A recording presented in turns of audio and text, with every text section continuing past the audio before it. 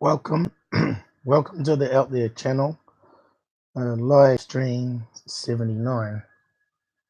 Is the volume working? So to tell. Okay, we'll just play some music, see what happens. So we had the usual technical problems.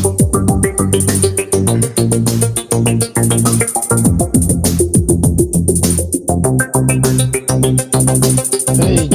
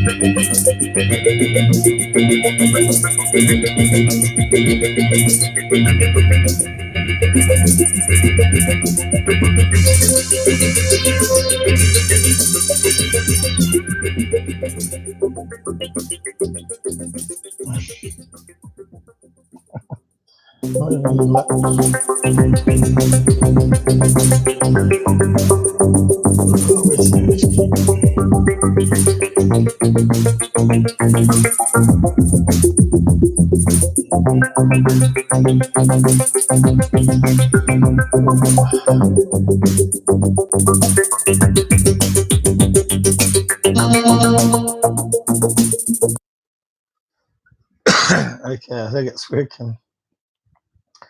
Now, just as I was queuing up tonight's live, the computer powered off. So I ended up creating another one. I noticed I had the old one there.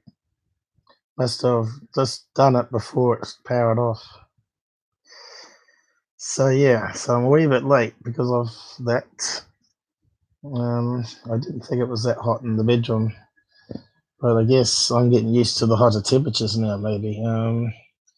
So yeah, 20 minutes late than what I wanted to start. And I did fall asleep accidentally. I haven't been sleeping well with the flu. You can hear my voice is still not right. And you think you're just beating it and you go to bed and you end up coughing and more phlegm in the lungs and seem to go backwards again. So yeah, hopefully it'll be gone by tomorrow, but who knows? It's a tough one. Oh, I'm going to click the wrong button now. Hang on. So there was meant to be people coming on to join us, but I don't know where they all are. Maybe because I fell asleep when they beat me. I don't know.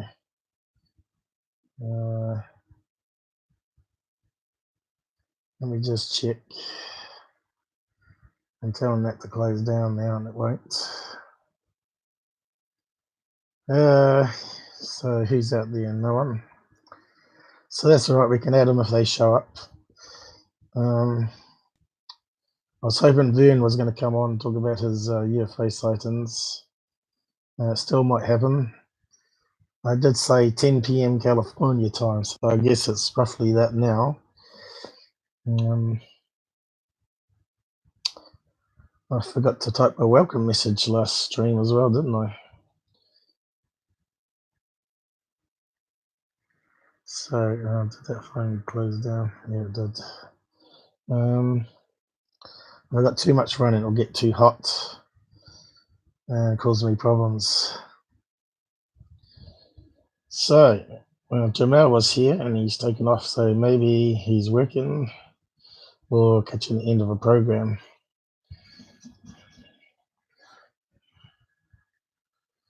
A stupid cover on the bed has gone skew with. Yeah.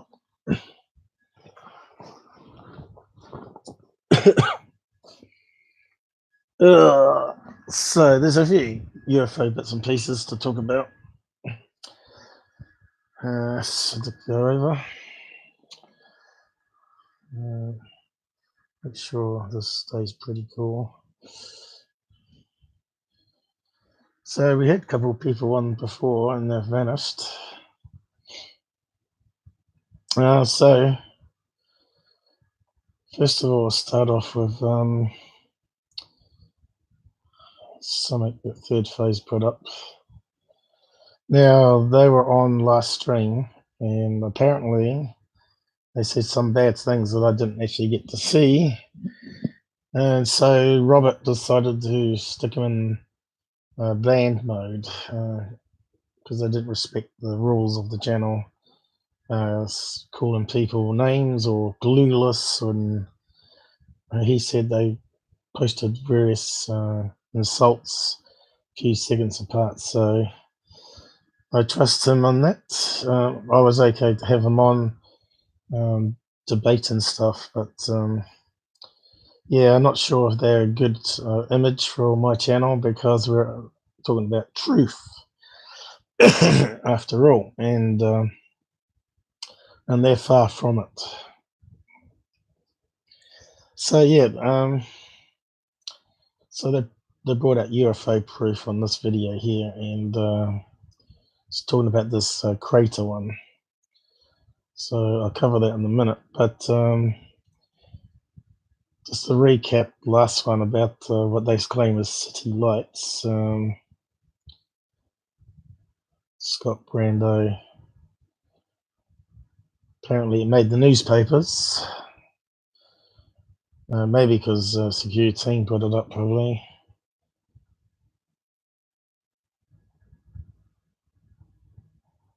So who put it out? Metro put out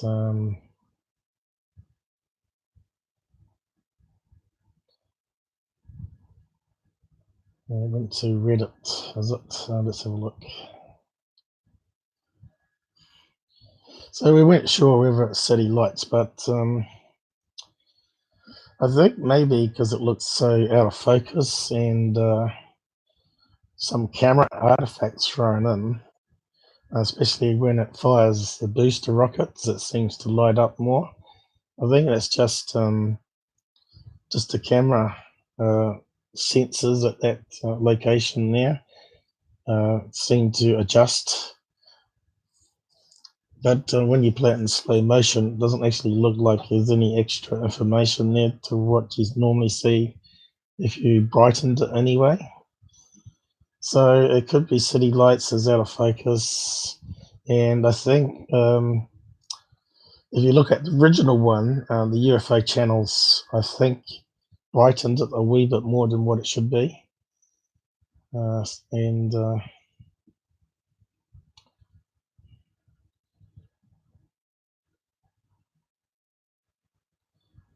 so it says here 3 UFO channels have been caught out with this.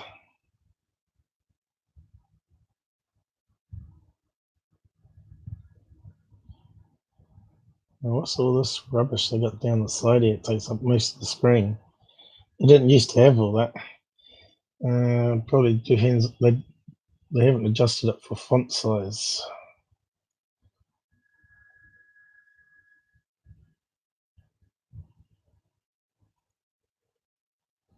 Obviously not.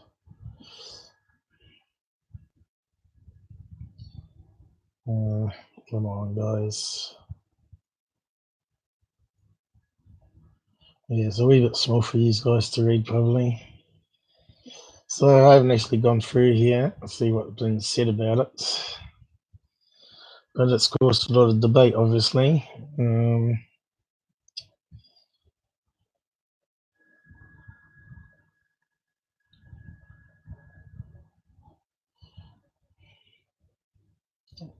And also, what's that guy's name? Jason Gleaves has put out a video on it as well.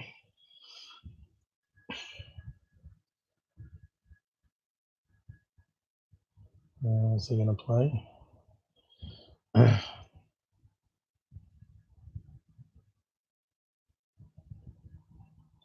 You see here it's been over brightened. So they're saying it's that angle to the planet, and that's normal speed apparently as the planet's rotating to their orbit. So it sort of matches up if you get the right angle. And as you can see how overcast it was there, if you had a little gap in the clouds, you would only see some of the city lights. So that was our question.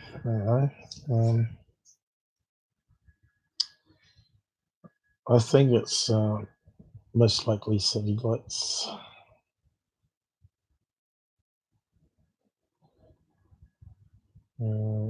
As you can see here, they actually brightened it so it even showed up more.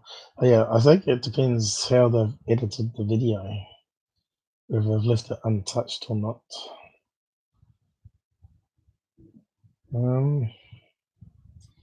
But Jason also put out something out as well.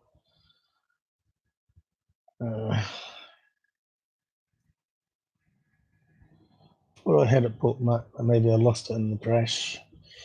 See if I can find it again.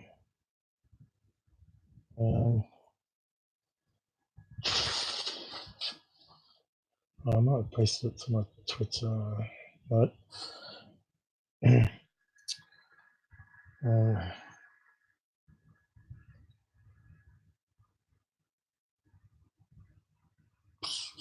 What do I call it? I mean, what it was called. His name's not called Jason Gleaves, though.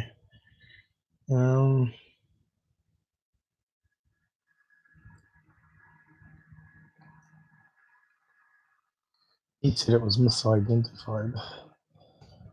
Saint UFO. But he brightens it so much. If you look at it.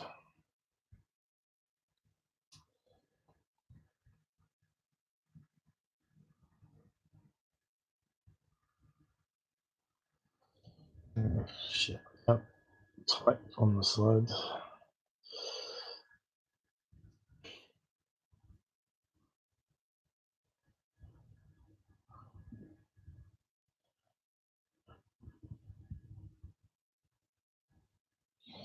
Let's see if I can find it. UFO.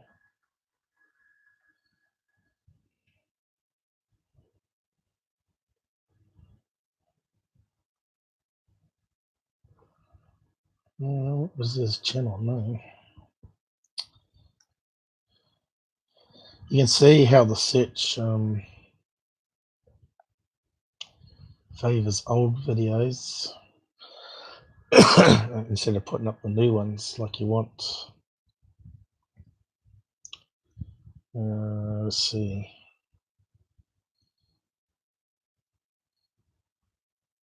So you can specify the date. Oh, I must be able to.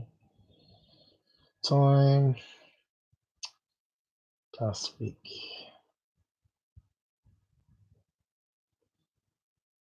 So more people put it up. It's tickle in the throat's annoying. And of course the fan makes it worse.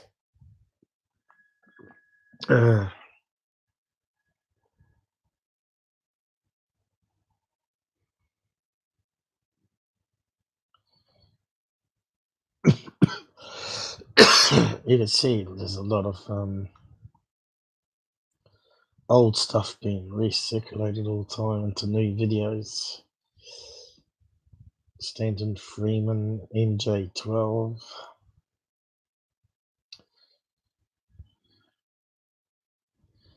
Oh, this is ridiculous. It should have been there.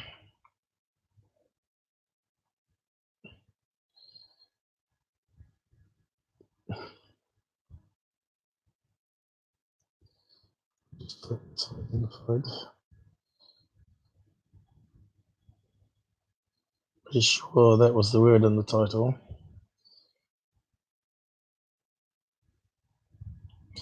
Maybe there's another way I can find it. How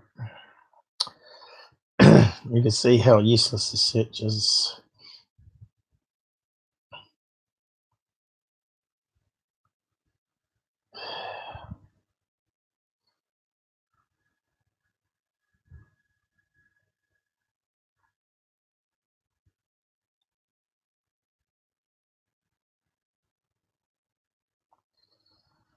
Yes, so there's a lot of talk about also climate change on the news today.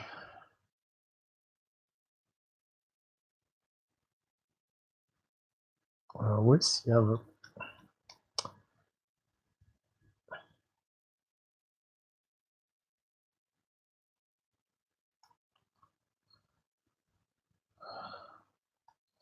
Right.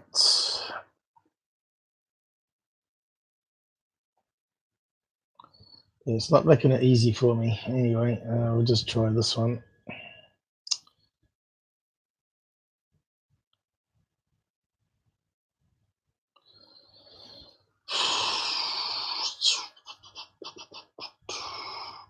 Right, I don't want to play that one. This guy's just terrible. Debunking. So this one is what we're after.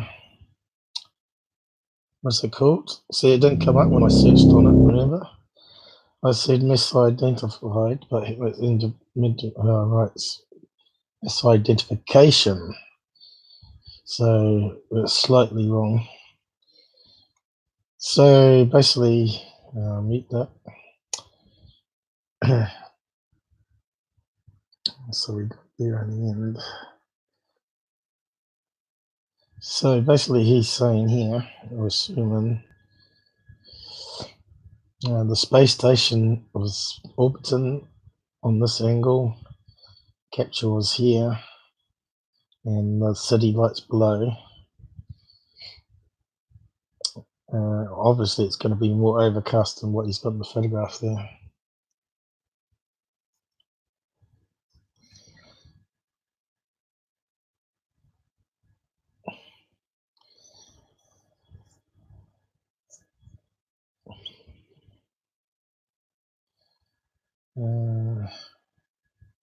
It is playing. So He's saying this is original footage, but you can see how dim the lights are here.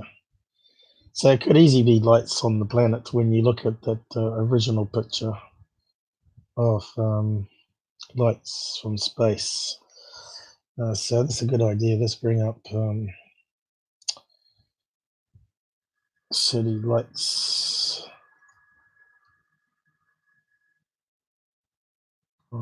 Space. Let's see how bright they are compared to the original video. And there you go. Look, they do look sort of blurry.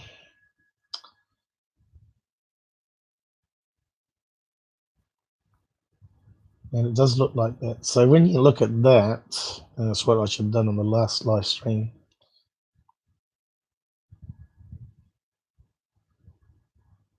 It could easily, when you zoom in that, enhance it. It does look like a big smudge. See that? So I reckon it's 100% proven to be city lights just looking at that one. So if that was overcast apart from a patch in the sky, that's right. Earth is spinning around at 1,000 kilometers per second, per hour, I mean. It's moving quite fast when you're in orbit. So, yeah. So, yeah, that could easily be city lights. And when he enhances it, yeah, it does in slow motion. That could easily be city lights.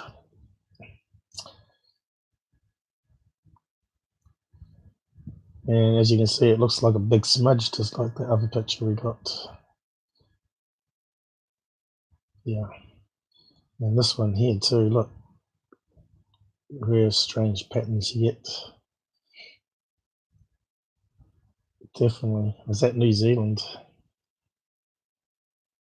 Looks a bit like New Zealand.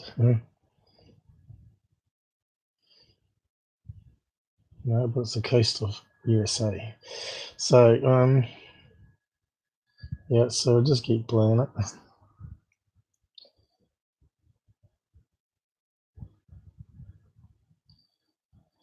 The thing that's got everybody is when it fires the rockets. And it seems to get a bit brighter. But I think that's just the camera adjusting. Yeah, so he's enhanced it here, not just slowed it down, because it wasn't that bright. If we slow it down, what's the speed? Speed. And then play it. I didn't bother doing the enhancements, but this one here is pretty good. So you can see here when the rockets are firing,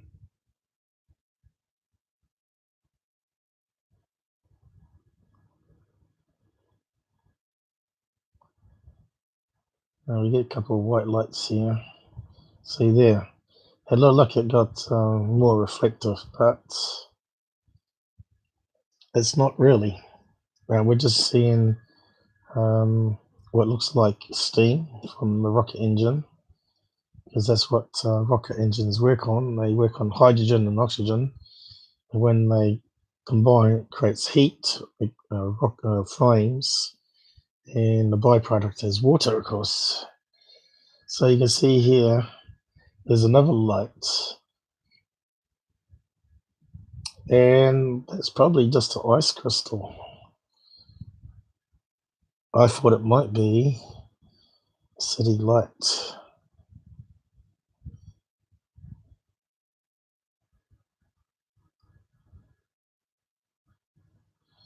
No way does that look like a triangle craft though. Just play that again.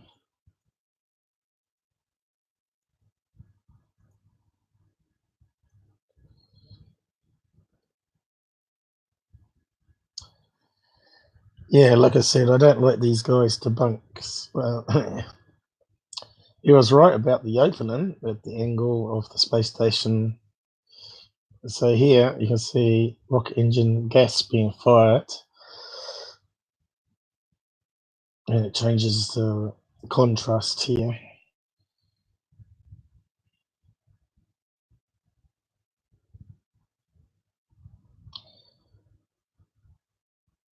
There was 3 dots that appeared there, but I'm just trying to work that out.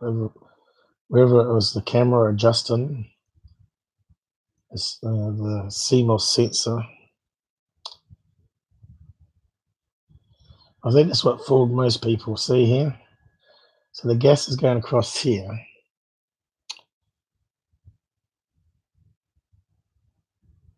Could that just be reflection back at the camera off the... Yeah, it could be too. See the angle here?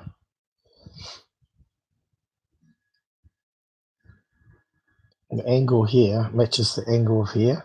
So when you get lens flare, it sort of inverts it. So it's flashing off here, the bright light. And we're seeing this. So what we thought was extra of spaceship being showing up here is actually just lens flare. So I think we've pretty much solved this one now.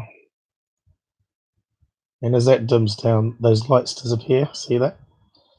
As soon as it starts reflecting so much of there, these other lights just vanished. Hopefully my mic's working. Hello. The indicators on this thing is just terrible. How can I check that it's actually working? But make people on the side to give thumbs up. I need someone to do a volume check for me. Unfortunately, everybody's abandoned me. It's too early in the morning for them in UK and USA guys. Wouldn't have a clue where they got to.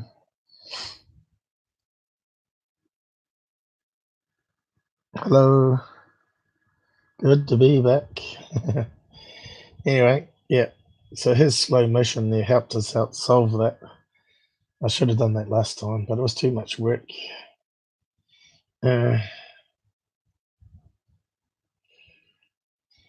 Now, you can see how bright it is from space. Here's another shot here. It was a bit like the one we just looked at, actually. Triangle shape happening. What an overcast one. Like here. It's a pretty good one. Want it more overcast though.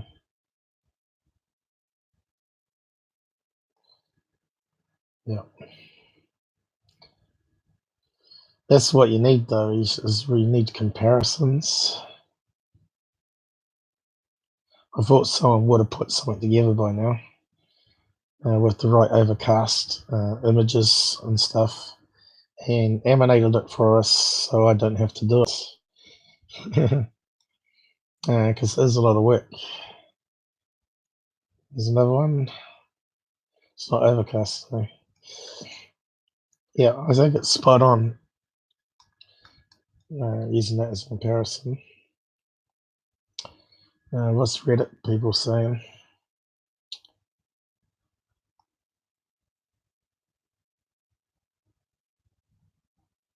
The security team was great. I wish people wouldn't say that. Oh god. He just perfects things. he doesn't perfect things, he puts up anything that he can make money from. He never says it's for sure alien, blah blah blah. Well, that's the cop out for all hoaxes. Here's a UFO. You make up your own minds, though. It's like having a clause saying that if I'm wrong, well, it's too bad. I said that line. It gives me the opt out.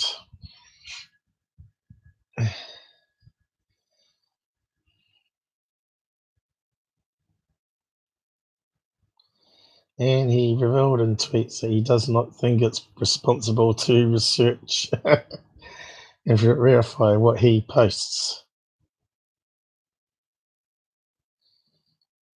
He just gathers UFO news. These people don't realize he also created fakes.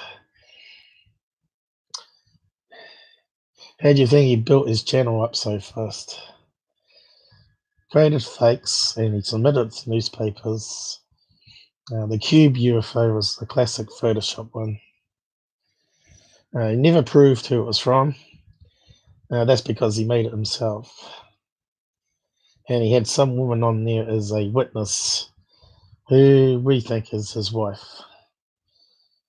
who never showed the face. Now, why not go on camera but have your face blotched out, and all that? Just simply do it over phone when you can do it over Skype or something. Or Hangouts is easier. So as you can see, security always gets mentioned.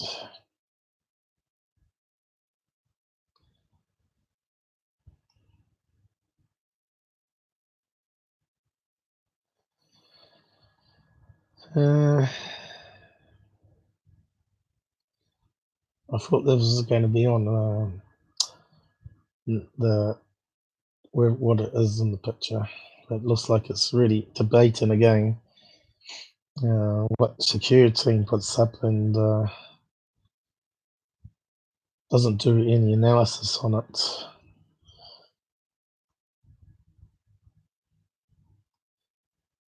Every channel, not for mine, it's this. I don't use clickbaits. Only if it's a joke title, when I say it's a joke.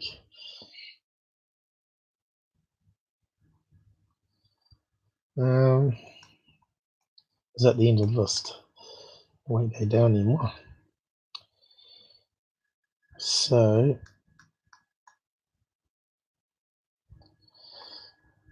Reddit seemed to have a lot of people that got their heads screwed on in the UFO field, as you can see. So they're going on about UK tabloids here pushing it.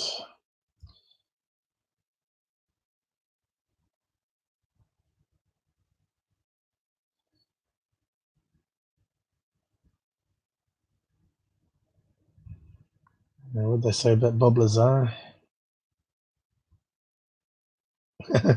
Corbyn. Say Corbyn is worse than Bob. So yeah, they're not really happy with Corbell, are they?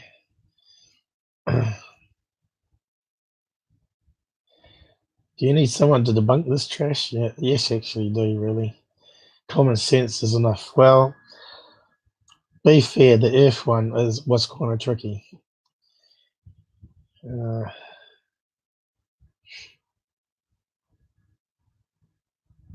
But I had to think about it again, and I think what I've done tonight is probably what I should have done last stream. I did think it was like an object, maybe related to the mission, maybe on the robot arm, as I said. But I said it still could be city lights as well. But I wasn't convinced at that stage. But now I've seen the angles and the speed that the Earth rotates, it sort of matches up. So Scott Brando did a good emanation there. So yeah, it's always best to check out what he's putting up. You don't have to agree with it, of course, but it makes more sense than it being a UFO.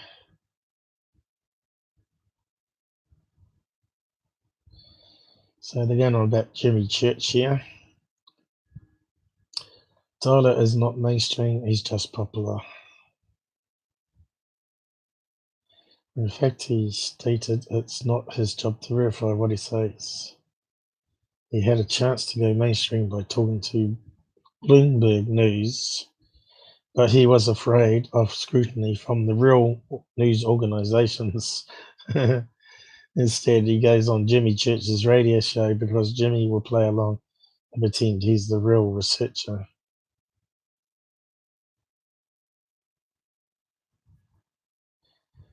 Okay, mate, I don't think that showing evidence and leaving it up to the audience to make an opinion makes him any less credible. So these are the people just defending him. Well, that's not really true. When you show the evidence in the real perspective that the camera was aiming at the Earth, that changes it completely. Third phase was saying it was stars, the lights that lit up. Well, I just said to you they were most likely lens flare reflecting off that solar cell on the Dragon spaceship, SpaceX, which makes perfectly sense. And some might be ice crystals as well that's spinning and reflecting light back.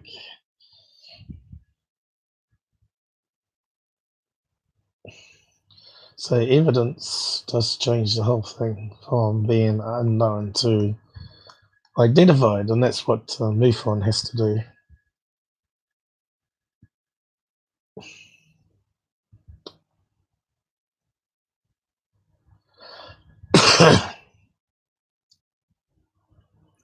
So did my live come up? Now what is the time? No, it doesn't matter. Hopefully the volume's working, else I'm wasting my time. So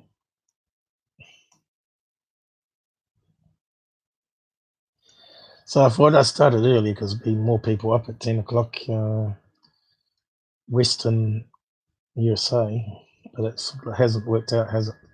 So all I can do is try and just keep the same time, and more people can come on.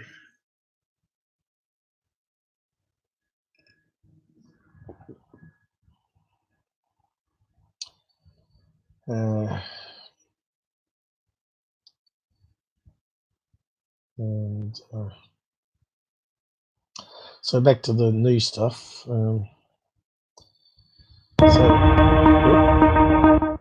Third phase gets UFO proof on there to say it's not city lights blur, but it clearly is. It hasn't got closed captions. So I'm going to look at this one here, which is unusual.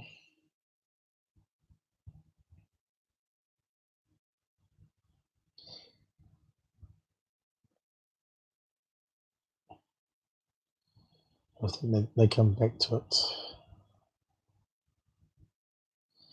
Now this one here, we debunked that one as being a rock pole in the middle, because they got the high res of the actual crater, remember?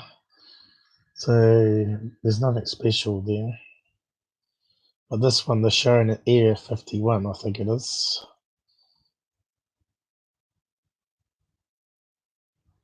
Where is it?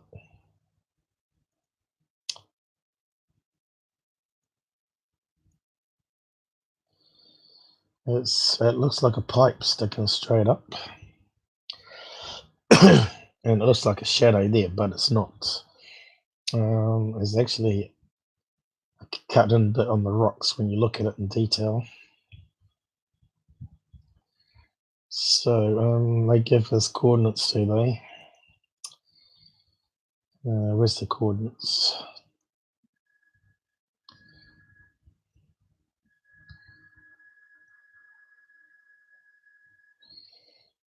Hey, Renee, how's it going? Is my volume working? My voice is pretty much stunted though. I ain't got the tiggly throat as bad though, but it's still affecting my voice. Can you say, yep, the audio's okay? I think it is, but I don't know. You're the first one to come on. So let's find these coordinates. Have I got them? Because I think I know what it is.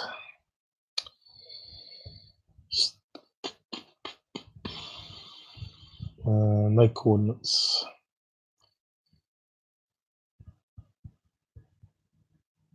Check out their hoax Cull UFO proof site. No. Where's the damn coordinates?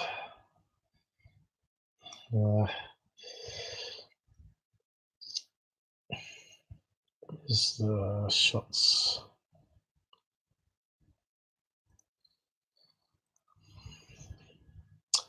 Let's see if I can zoom in more. All right. I don't know where everybody is. They're sleeping, I think.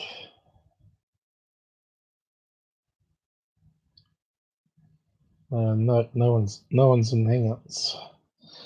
No one wanted to join me and give my voice a break, but maybe later they'll show up.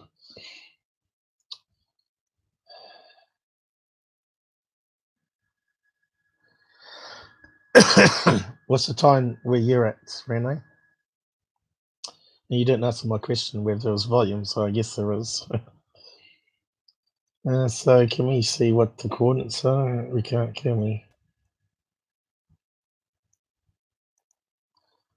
I wanted to bring up on Google Earth.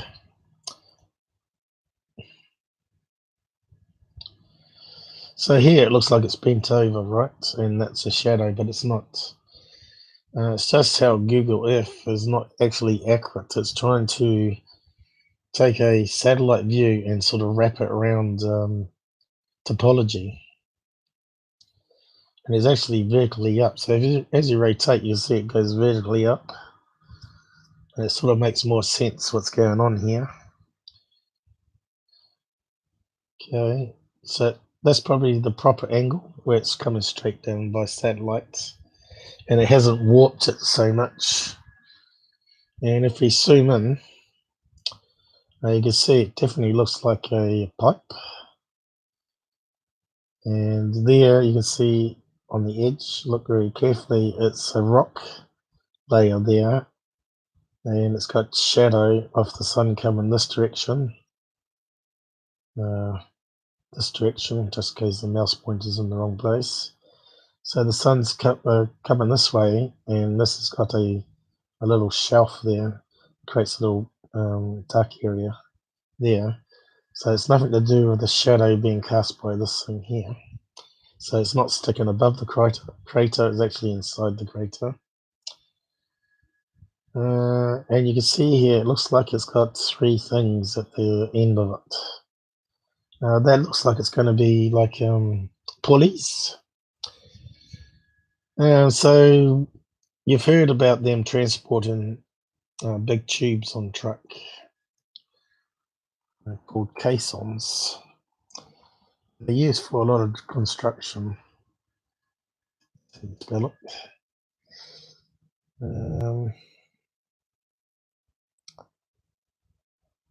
Let's put the wrong word in. The caissons, I think.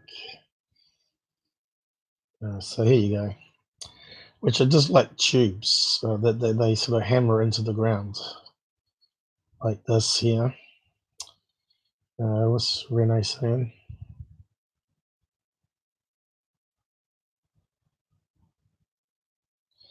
Yep, I think there's a bit of space race to get tourists into space. So this is what I think we're seeing in that crater. They hammer down these caissons. I'll find a picture of it. And the reason they do that is either to make a foundation for a building or for mining.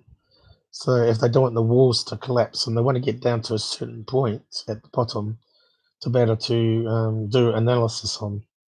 So I'm just wondering if that's a nuclear blast crater, or maybe some ammo has created it, and they put this caisson down to get to a certain level so they can take samples all the way down, or actually go inside it, because they don't want just to drill. They don't want just to drill a hole and take core samples. They just wanted to explore it more by sending people down inside maybe to video it and stuff like that.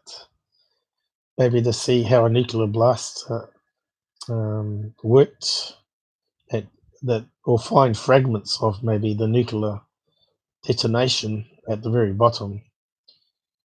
So yeah, that's what I think.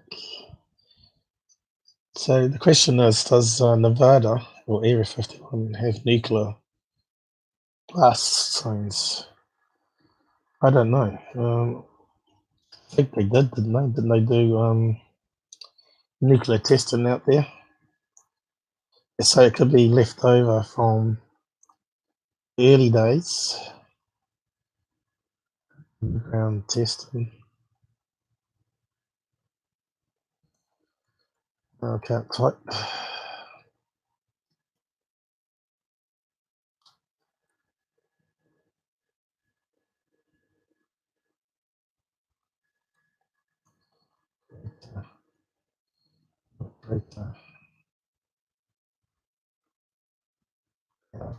Key's pretty hard now. Didn't work. Nevada, is it? I suppose they didn't have casinos out there when they were doing all this project.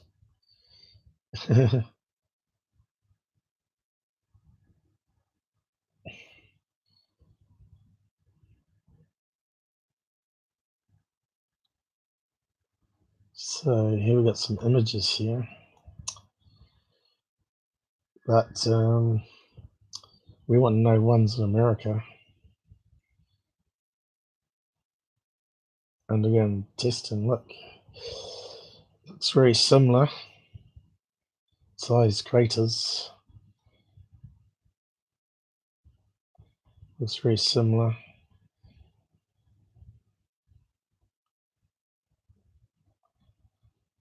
Where's that?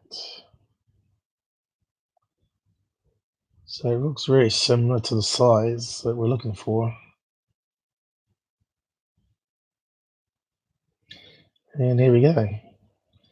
Nevada Desert. Lots of craters with roads going next to them. Now that's because a lot of the early tests didn't have deadly radiation last too long.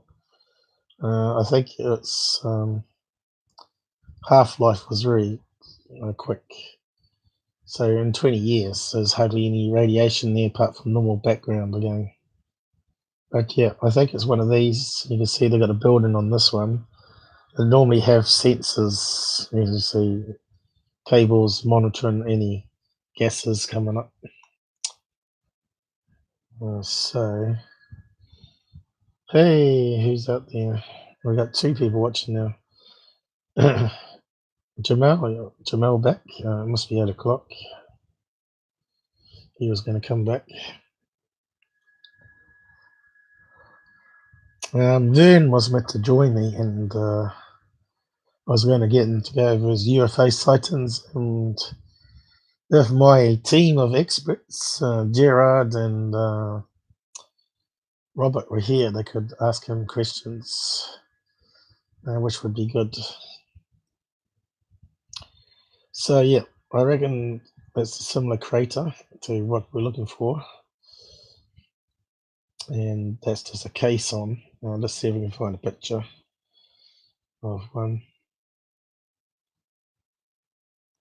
So they use these things also to make piers out to sea and make really stable bases for high rises. I've got various techniques. Some they hammer it, and others they rotate like a drill. Drills down. Here's an example. Little picture again.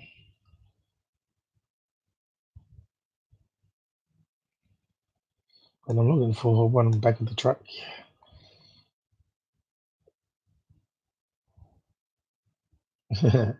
When you try and look for one, That's very hard to find, so we might have to try some different keywords.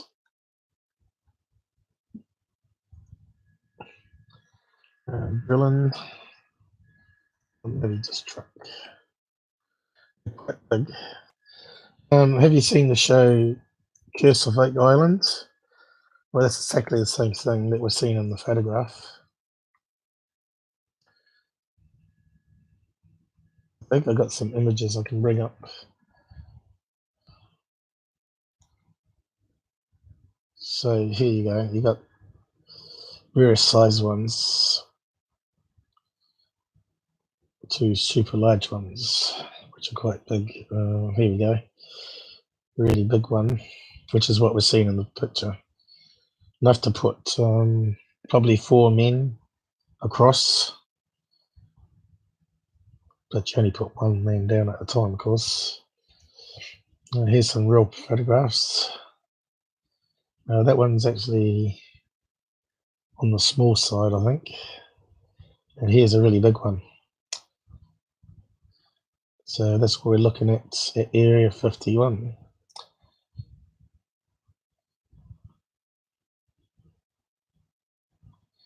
Oh, here's one on the big truck. There's a good one. Yep. Still caissons. So I spelled it wrong. So yeah, there's a lot of good pictures there. Look how big they are, massive. So I did some snapshots.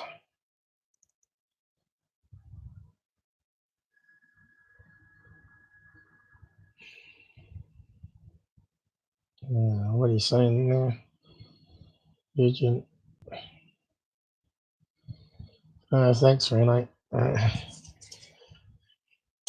Yeah, so I went over, before you come on, I went over a recap of the city lights in space.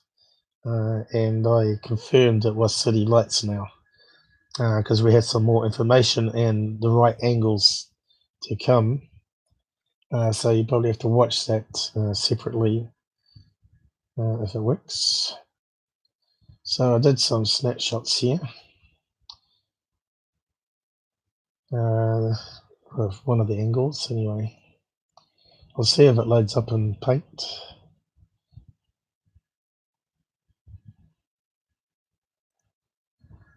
And we might be able to see a bit better.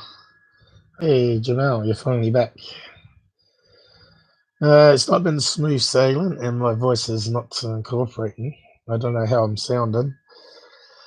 I wasn't even sure if the volume was working because my computer crashed just as I was going to start the stream and I had to reschedule it. It's just my luck, computer problems. And of course now I've got the fan on, which I didn't want to have because it affects my throat. So yeah.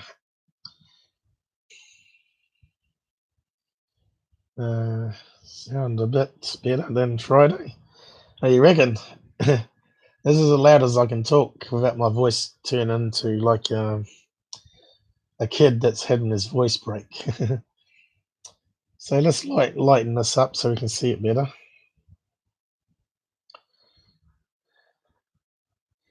Yeah, you took off before I could ask you to check my volume, Jamal. And no one else come on for 40 minutes. So yep, there we go. We're lighting it up and now we can see right down inside the hole. So as I said, this is not the shadow of this thing, even though it sort of looks like it. And you can see here it's a caisson hammered down in the center of the explosion. And they got some pulleys on the end here to winch people up and instruments that they put down the hole. Mostly cameras probably, and maybe a crane grabber arm to bring up debris from a nuclear blast so they can see how the bomb fragmented and see what was left maybe. So yeah, as you can see, it's nothing to do with the underground base there, because it's not very well hidden. If you're going to do that, you'd make sure that you had something over top, like an artificial mound of some kind, and made the entrance in the side, you know. So what other ones have I got here? Another angle. Now this is the one I was saying because of how Google Earth spins it around.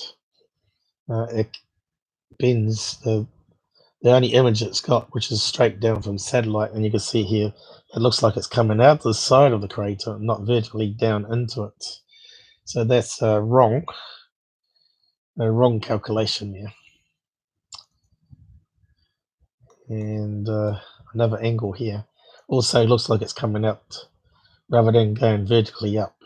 So that's why you can't really trust Google Earth to guess it. There's only going to be one correct view, and the others are going to be approximations. So it's not perfect, but certainly got better from the early days anyway. Yeah, Jamal, I just talked about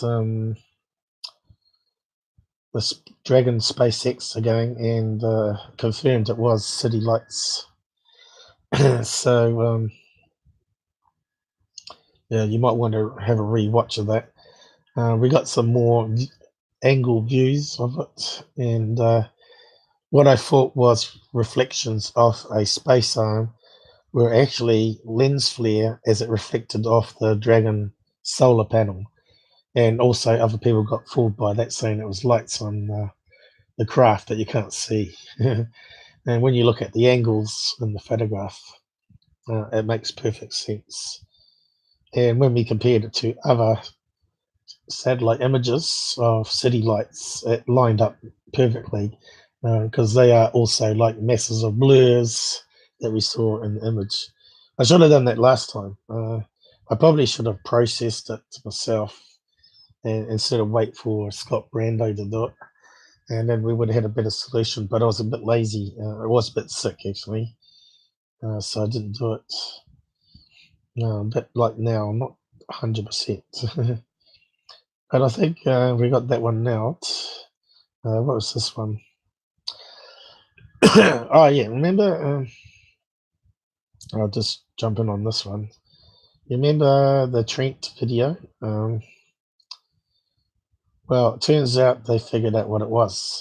Here's Trent that took those famous 1950s photographs of a UFO he said was over his house. But it turns out to be his truck side mirror. Up here is the side mirror on his truck, and that lines up exactly to the image here. It's got that little bit on the top, and you can put two lines on it and make it pull one line, make it go upwards, move along the power line or between two power poles. So yeah, that was posted on the Facebook group. What's it say here? Contend the object in Trent's famous source of pictures was mostly thrown or suspended. One that bears a remarkable resemblance to Trent's own truck side mirror, which he sardonically posed with a number of times. I don't even know what that word means, sardonically.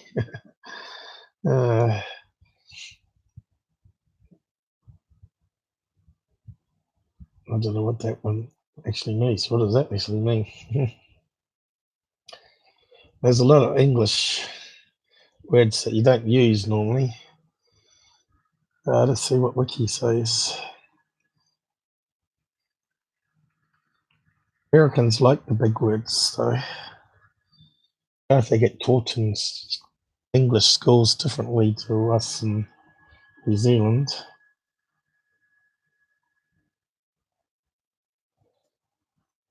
Oh, right. Yeah, this. Yeah. Does it mean sarcastic, maybe? Let's see. Yeah, it looks like it might be sarcastic. Humorous. Well, that solves that one. Why don't you just say that?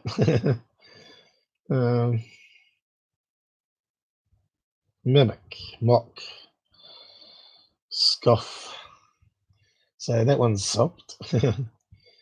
So Trent videos sort of got sidetracked on that one, but I'll just bring up Trent's again. I did talk about it in a live, and we debunked it as most likely a model.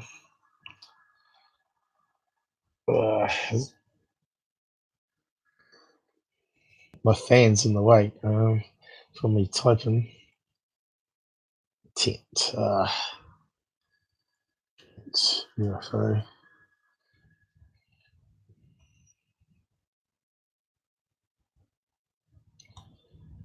Let's bring up the images. These famous ones, as you can see, suspended by two wires that you can't see, fishing lines, probably over this one up the top here. And it's just his truck mirror. So all the lighting and reflections and all that was analysed was pointless, really. It doesn't really prove much, other to say that the video is genuine and it wasn't photoshopped. Back in those days, though, they didn't have Photoshop.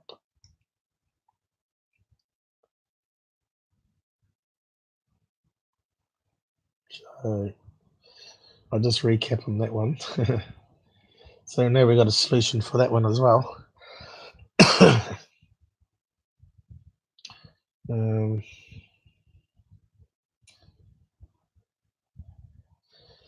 Yeah, and Robert banned Blake.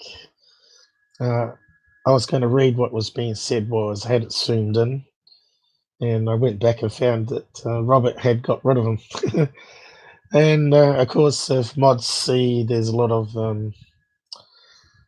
trolling happening where they're insulting us on here.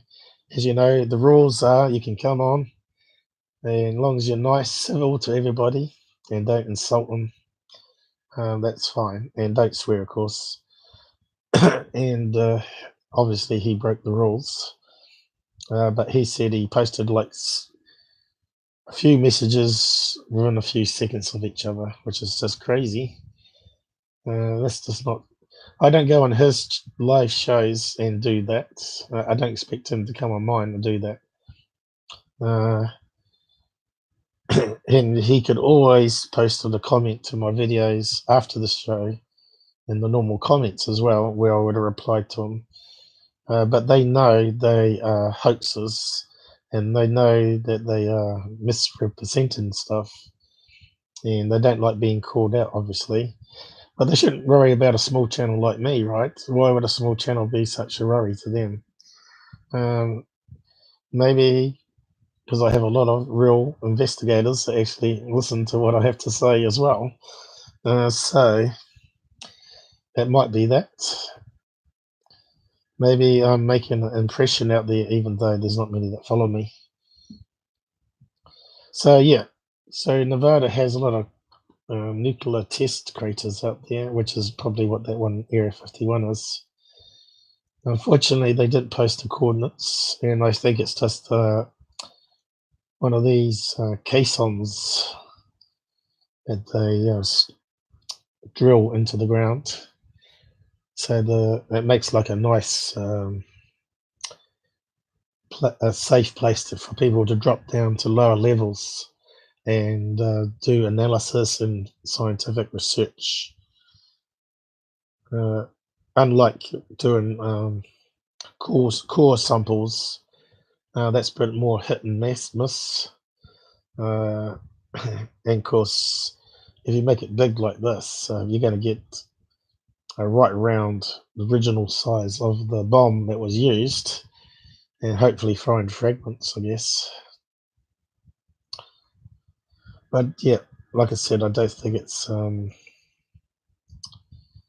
there's one on the back of the truck there. You see the size of the crane they used to lower it on. They're pretty heavy.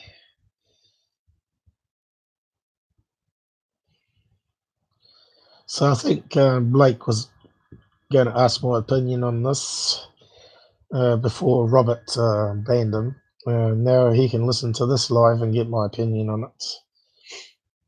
So yeah, I don't think it's a secret base because it's not very well hidden for starters, and we can see there was nothing in the crater when I enhanced it here.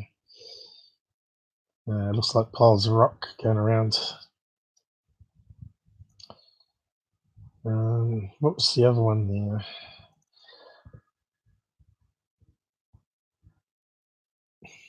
Why is that taking so long to open now?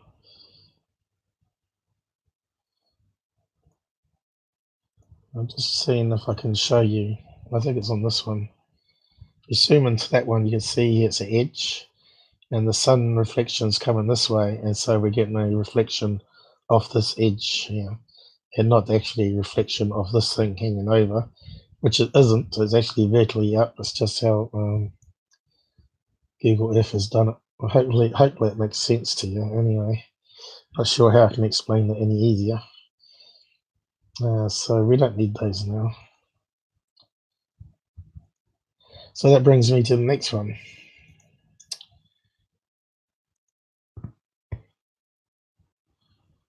Okay, so he did that video just before he come and trolled my live stream,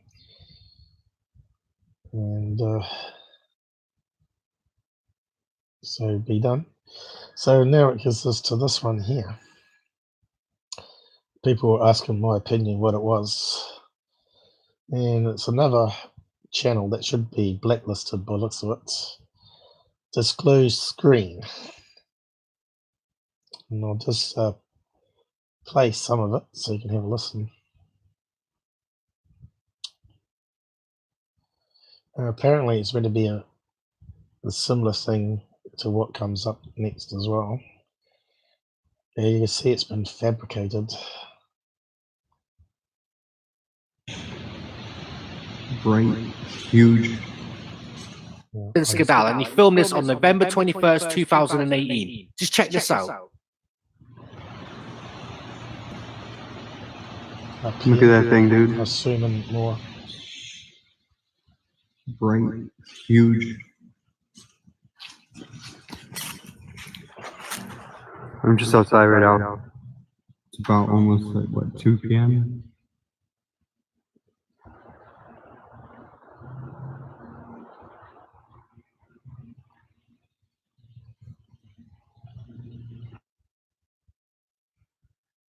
So what do you think on that one, guys? Boomerang shaped objects. Now it goes on to this other one that looks very similar. Now the first one here, to me, could be anything.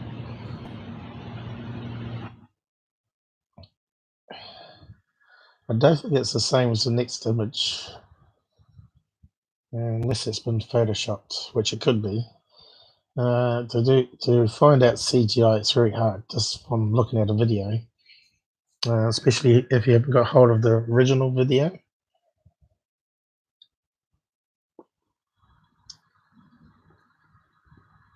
I don't know. Could be anything in the sky there. It doesn't look like it's proportional, does it? Could it be just a plane flying up above the clouds that's reflecting sunlight off it? It could well be. I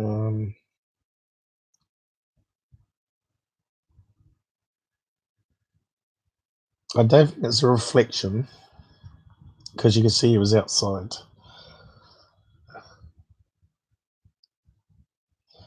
And I don't think it's sun flare because you can see it's pretty overcast.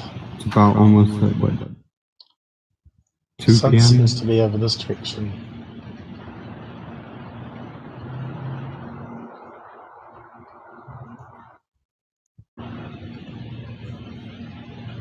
So that's why you need to run it through plane finder, but it could be lens flare, of course.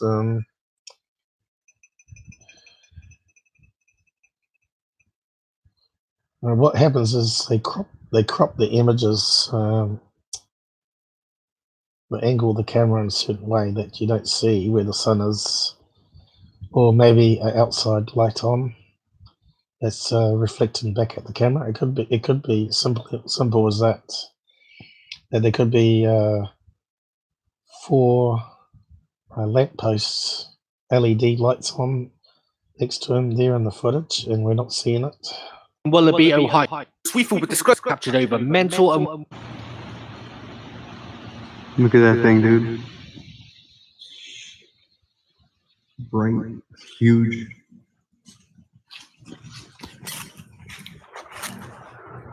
Yeah, did we see anything there is moved? Sometimes you can get a clue.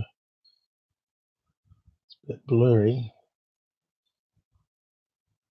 mental and Wallaby, Ohio. This was uploaded by a Justin Skadal to his YouTube channel called UFO Updates Justin Skadal, and he filmed this on November 21st, 2000. I saw something there, but was it a lamppost?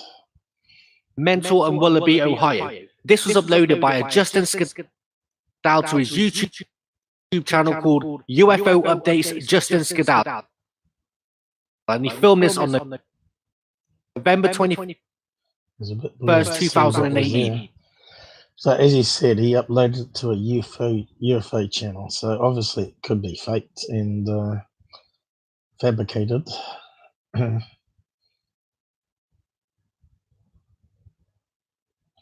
Yeah, it's not very still, is it? And they stopped filming as well before it disappears, by the looks of it.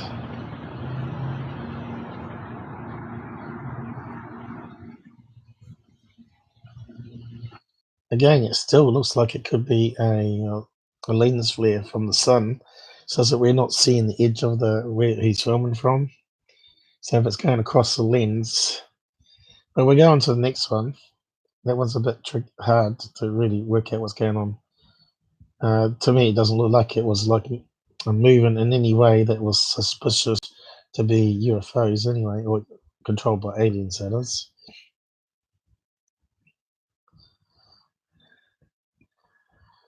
This is the first time I've been looking at this, by the way, apart from this one. So what do you think this one is? I think I've covered enough of these ones in the past. Just think how it was possibly made. That's going to be a TR3B, right? Look at that shit. See, there was a clue on the side here too. Let's see. See that? It's got a light behind him.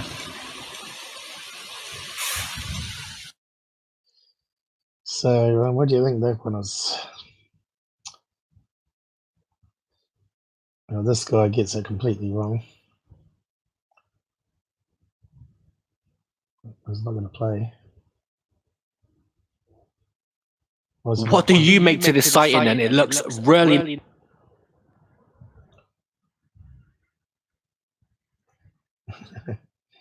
So, what do you think on that one? Hey, reflection. Jamal is very clever. Yeah. Maybe I was talking about ceiling lights, or maybe lights going around a corner of a house. And you could see here, there were some clues. Looks, I think maybe Adobe After Effects. I think so. It looks like the edge of the house here, the eaves of the house. Is there a piece of glass there? I think it might be. And there's the guy's head coming in.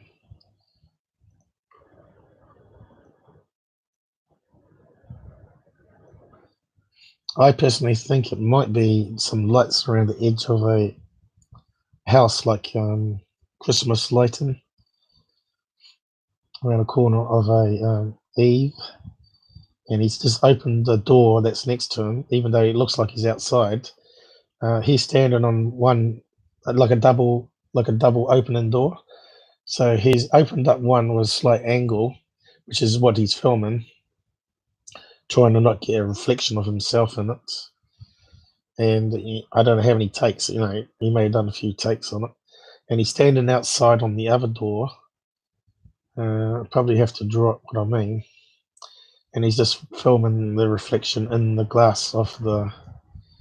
And of course the Christmas lights are blinking on and off here. Might be just white Christmas lights. Did I slow it down, did I? I don't know. What was that strange noise? Here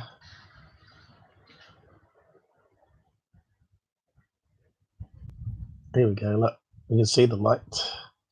So he's standing outside one door and the other door is probably slightly bent over 45 degrees. But like you do with ghost videos. And because it's reflecting, it's going to be different angle to the roof. So it's going to be opposite, and because it's angled in this direction, it's also going to bend the image around.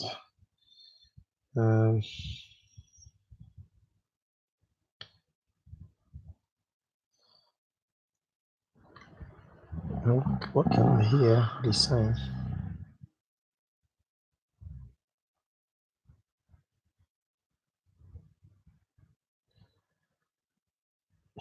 I'm surprised Tyler didn't have this one up on his channel. That guy's even got a smirk on his face. Hey,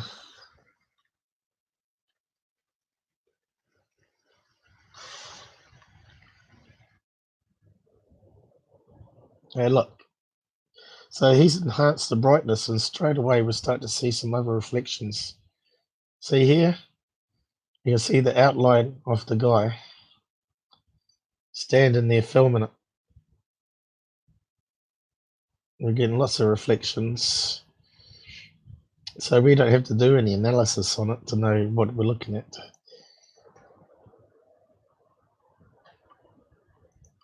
Have we lost sound or something? This happens here.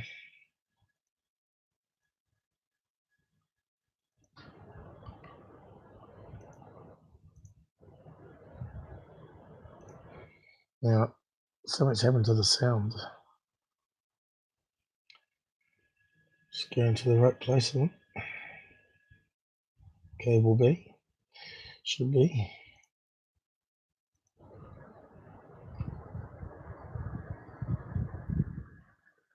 Oh yeah, some scratching noise happening. Here we go, we've got some reflections now.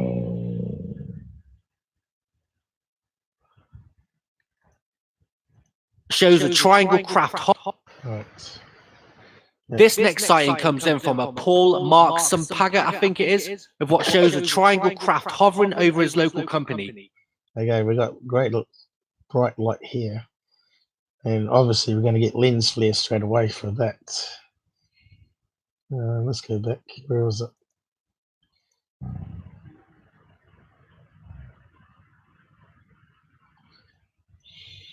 He said it's a craft or something.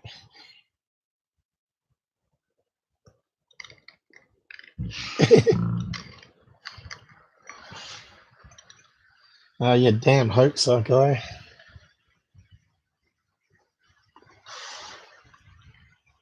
This next sighting comes in from a Paul Mark Sampaga, I think it is. People like that piss me off.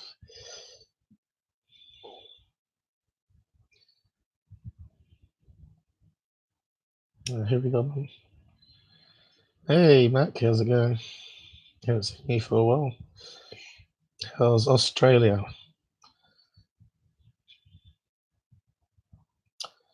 Chimney lights? No, I think it was too low down to be chimney lights. There's definitely like fairy lights on the edge of a house reflected in a door. Let's see if I can draw a picture. Of course, I'm debunking this live, so I haven't actually done it prior. So what I think is, you could see the house was coming this way, and you could see, oh yeah, that'll do. You could see the edge of the house corner, of one of the corners of the house, and right behind him he had another. You could see there was a bit bright light on, and you got the 3 dots. Well, 5 dots, I mean. So you got the 5 dots.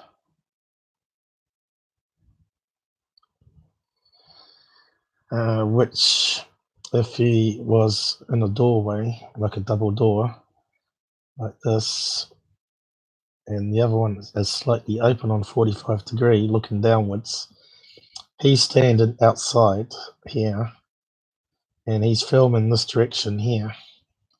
So you're getting the lights cast on the window from behind him on the other corner of the house that you're not seeing where the lights are. Does that make sense?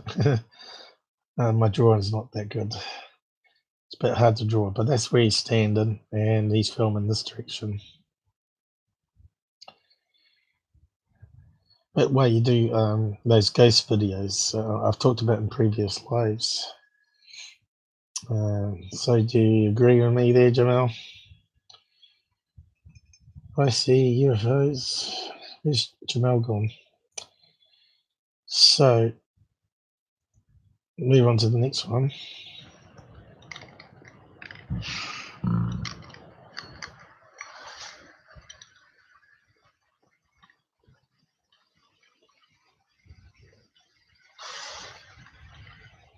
This next sighting comes in from a Paul Mark Sampaga, I think it is, of what shows a triangle craft hovering over his local company. He titled this one Real-Time UFO Sighting, and this was shot over a First Telecom Industries building. I'm really not sure on this one. I think we might be being tricked by giant floodlights again. If you can remember the video going around the 3 huge disc UFOs streamed live on Instagram, they actually turned out to be 3 large industrial lights posing as UFOs in the fog.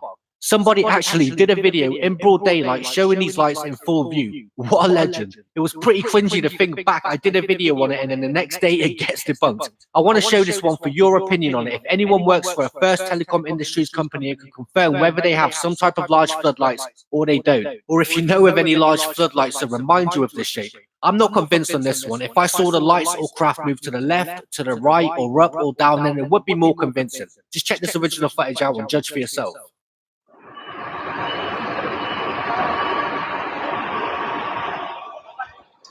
I think the answer's here in the video. It's this light here, which has got 3 bulbs on it, which we can't see, and it's creating a lens flare.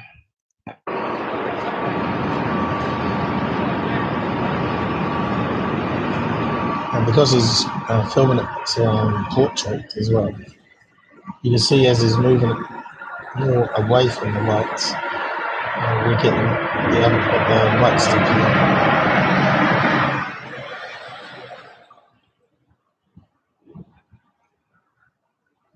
So that's why you got to do proper analysis on it. You need to know Google area that it's in and do a street view and see what's there.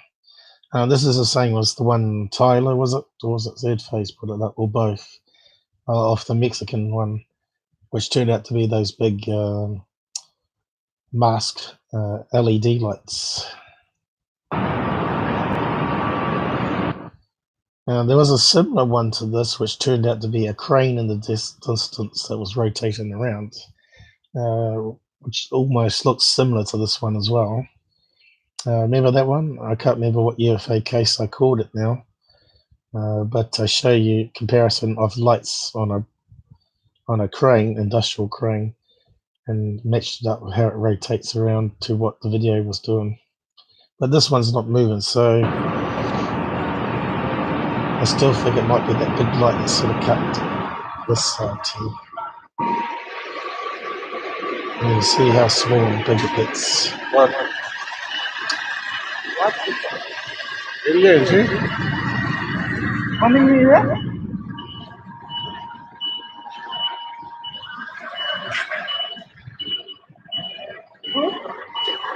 Let's go.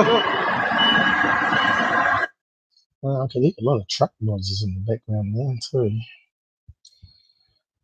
So yeah, again, it could be lens flare. It could also be some industrial lights in the background, like he said. Who's got bad news? Bad news. Good, Mac. It's good that you're good.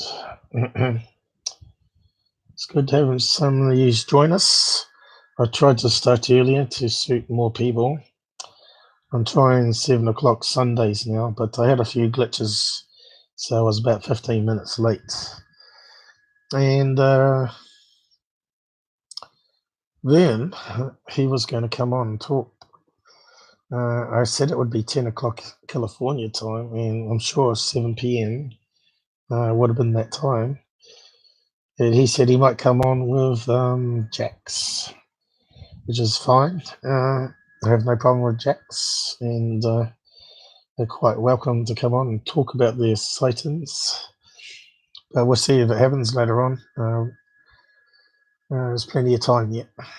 I know Vern's a bit sick with his foot and has to have it horizontal.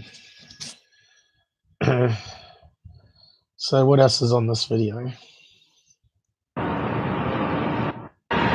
What makes this one strange is that the eyewitnesses say that this was just stationary in the sky. It wasn't moving. I've seen something similar to this over my hometown a few. Okay, what are we looking at? Plane contrail, is it? Or again, it could be lens flare. We're not seeing the edge of what's over here. Weeks back. No matter where I go or what I'm doing, I'm always checking the skies out. And on this particular day, I saw two airliners both heading towards each other, one at a higher altitude than the other. And before they both crossed paths, they went stationary. And one of them had a contrail but was not moving. Neither was the contrail. They were blatantly there, plain as day in the sky. Everybody was just getting on with their life, not looking up. And if you did look up, it's just two planes in the sky, nothing special, and carry on with what they were doing. The battery on my phone was dodgy and I couldn't get it on film, but when I got to my brother's, I ranted onto him about it, and I don't really think he believed me, and he was too busy watching the football and drinking to walk down the road for 5 minutes and film it for me. A waste man. And I remember a day or two before that, the sky was filled with airplanes galore, an abnormal amount of planes flying in every direction in the sky. Everywhere I looked, I could see a plane, either a contrail or chemtrail.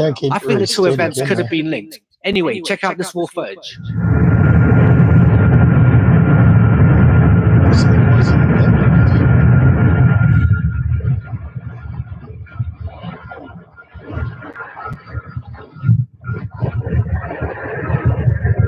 I can't do much with that camera.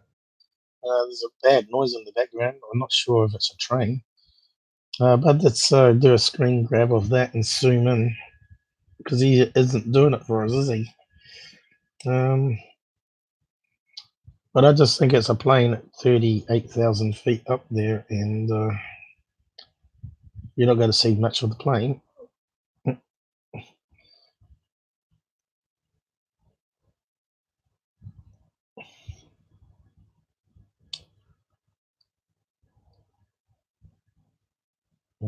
Come on.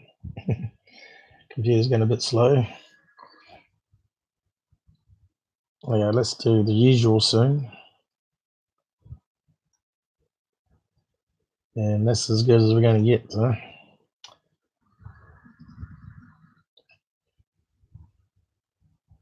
I don't know. I think it looks like a contrail still. A white one.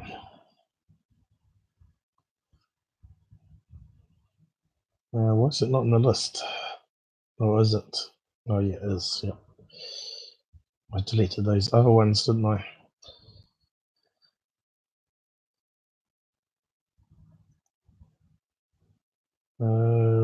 Resize. Where is it? Oh, I don't want that one.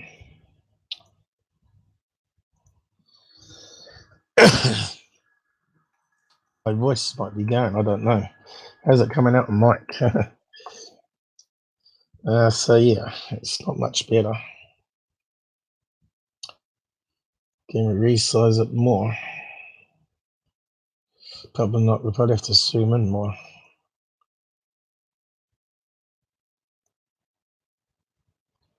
Well, actually, we'll just do some filters on it.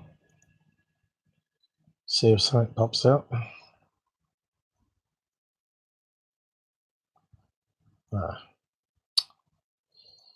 Select.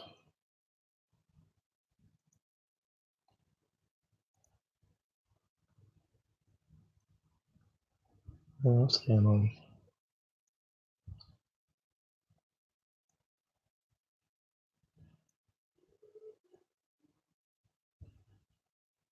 Okay. So we get rid of some of the light. And you can see here it's an abnormal shape happening,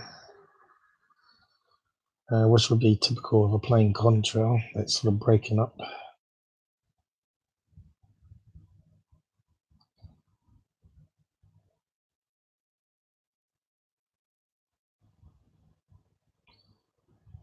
Some interesting patterns in here. Could that be a Photoshop? See, we've got an outline happening there. And we can see like the weird pixels happening on the background.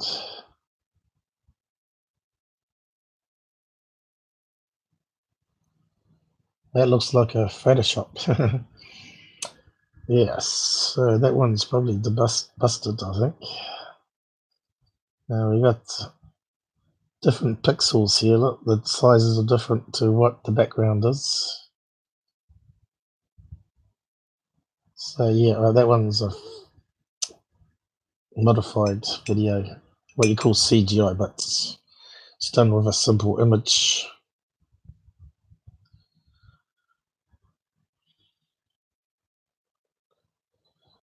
Obviously the blending didn't work so well. They cut it out in a square and sort of superimposed it over the background, but it wasn't. The colors are slightly different. That's what the color curves can give you, though. They can assist you to see what looks like similar color sky could actually just be that we can't see slight difference. And like there's 32 million colors. So yeah, if you look at it here, though, it does look like it's got the square happening. It's got the funny shadow either side. The edges going around outside is generally due to compression of the video. But yeah, it does look like there's a square going around here. Look, you can just see it with your eyes. Well, that one's really suspect.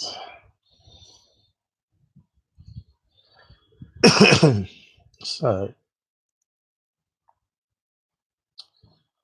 you can see how small it is on the main picture, though. So it could quite easily be faked and not show you any clues.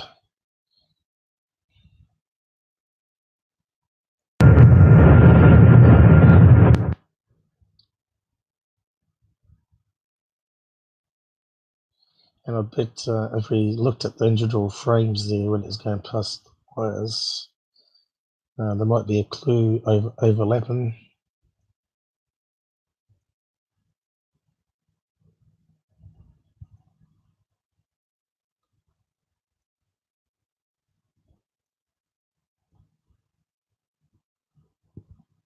Just I might have to slow it down.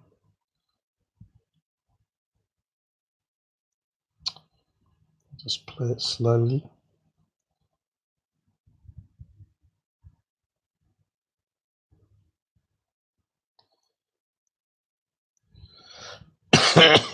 Yeah, who? Joe.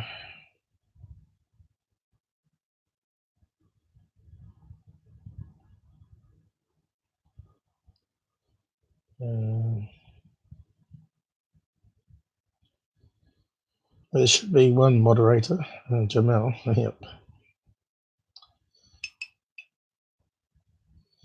Thanks, Jamal.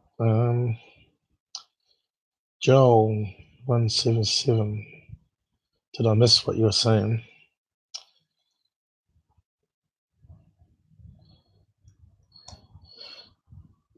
Obviously, better camera tech is what we all need.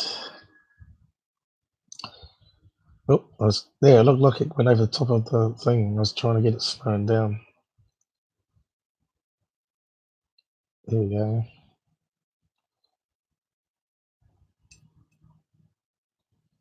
I hate people that fake stuff. It really annoys me.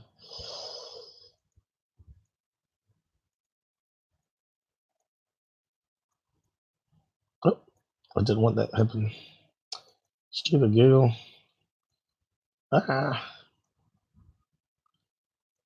If you click twice too soon, it doesn't pause it.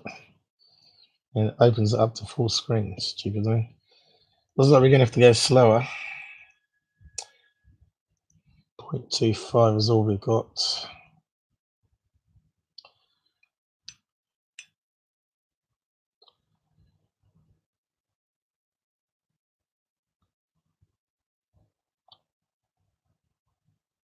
Here it comes.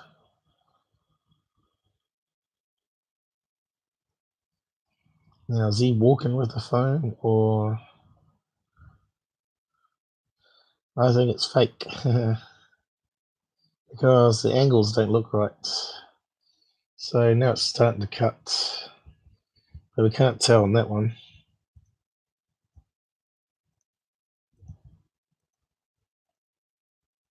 Here we go. It's over top. Now, I think that was bad editing there.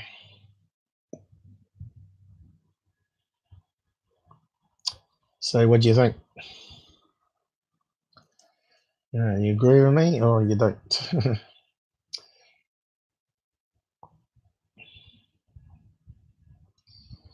Yeah, that's probably enough for that one. And here we are, we've got security lights and we've got lens flare, 2 lights next to each other, 2 lights. So another silly one.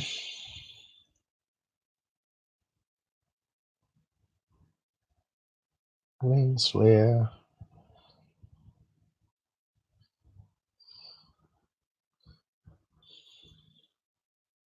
Is it playing? This was taken out in. Hang on, what happened there? Oh. We'll keep it on slow motion and see what happens. UFO sighting video proof. Lens flare And down he here. states that this was taken out It's in lens the flare. country. You see how it went from the light as they were twisting the camera? Effects, no professional camera or crew. Just an iPhone, and he says that the truth is out there. Check out this original footage and I'll slow it down, enhance, etc. So yeah, this channel's a bit of a joke, isn't he? He's not exactly debunking everything, and that one he shouldn't even given any publicity whatsoever to. Is anyone with a brain could see that was lens flare. So yeah, so that channel's called Disclosed Screen, the Grim Reefer. What other stuff has he got up? Let's have a look. So I only heard about that site today, but so I didn't have time to look over. I think we may have debunked some of his ones in the past as well, and at the time we said it was rubbish. So he puts out quite a lot of videos. So he's another person that scales the network for footage and puts it together on his own site and does some brightness adjustments and zooms in, so it's slightly different. At least he's not just copy and paste. And said that one was possibly floodlights, so I'll give him credit there, which it was, obviously. What's that one? Looks like a fly. Sky gets stranger and stranger. It's a bug. I'll just mute it.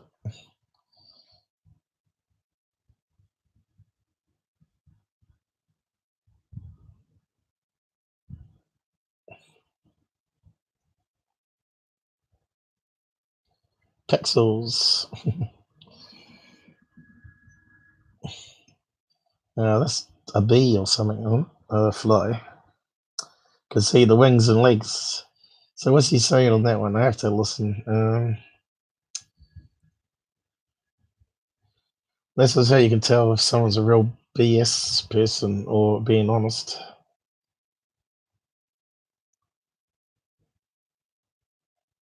A man named Martin Allen over Manchester. He sent these images into disclose screen, although he has done his own video on YouTube displaying these images and titled it UFOs, What is this creature? I think Allen must be a skywatcher, because when I asked him were these all shot on the same day, he states that they were all... So that one looks like a surfing kite near the sea. Shot on different occasions, zooming into the sky. I actually don't know what to make of these, although I do know the skies are getting stranger and stranger by the day. I will just get a closer shot of these for you to see if you can help identify what these images actually show. A fly. He hasn't zoomed in enough, has he? A fly again.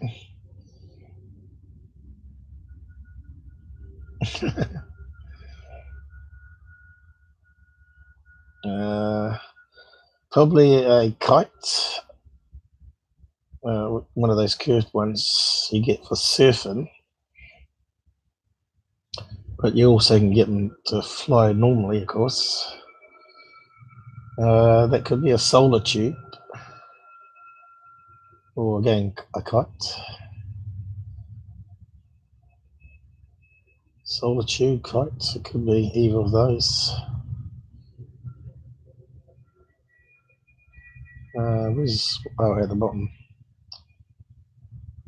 Could be a bird flapping its wings and towards the camera. Bird again, I think. You got motion blur. Fly again. So why would you put this up on a UFO channel? That's just stupid. These images remind me of a recent sighting submitted to MUFON that shows a large bird in flight, but the reason the uploader submits it is because he has no idea what type of bird he was looking at. And on his eyewitness submission, he says he's lived in the area for years and he's never seen any type of bird that looks like this. Yeah, straight away people are going to say, you're mental, this is just a bird picked up on camera. But it doesn't look like any type of typical bird that I know of, but I could be wrong as I live in the UK.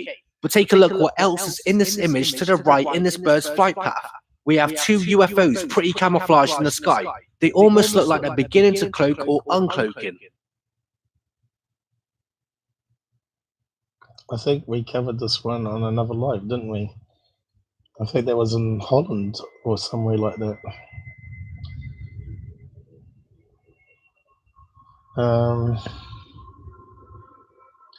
Again, those faded images could be anything.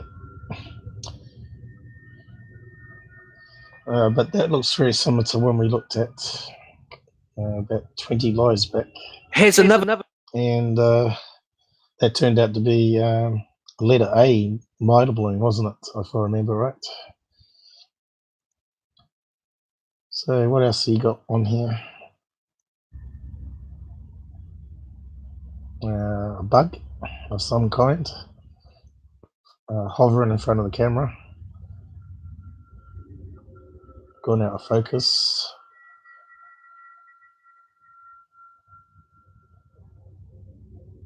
Out of focus.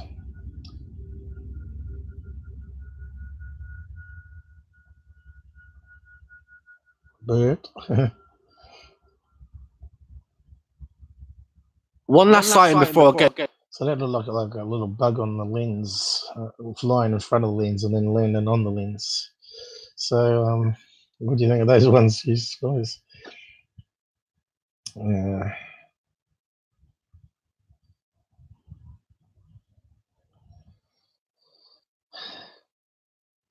Yeah, so I guess I could go outside and film a few bugs at night time and put up my channel and say, well, these were sent in to me. Let's do some analysis on it, and you could have a video up every day saying, oh yeah, this is definitely a bug. What's the point? Put any crap up and then say, yeah, that's definitely a fly because it's common sense, or birds.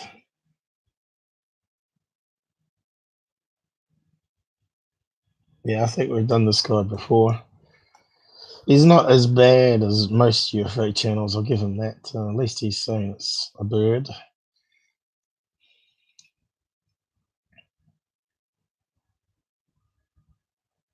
How many subs he got?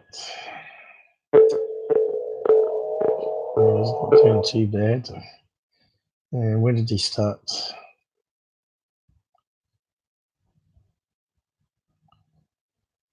2007, so it's taken a while to get up there. But he's doing a lot better on views than I am. Just goes to show, if you just want to say everything's a UFO, you just build your subs very quickly.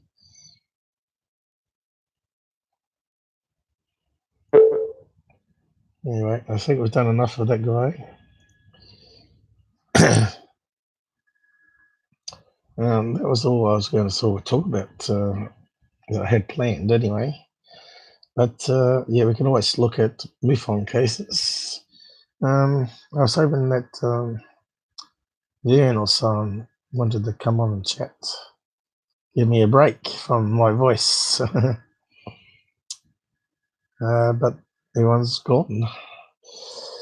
No one on Hangouts, so I don't know.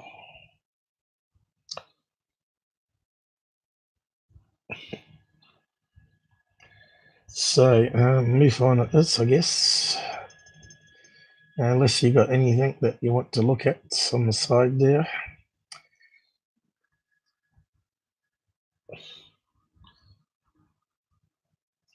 I better close that down.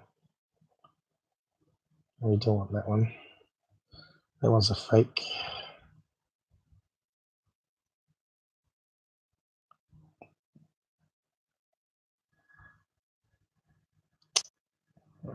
Might just keep that one.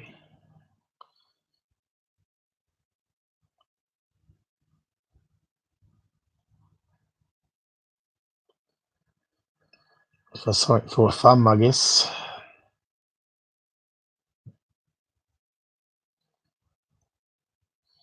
Okay, what's going on in America? We looked at some.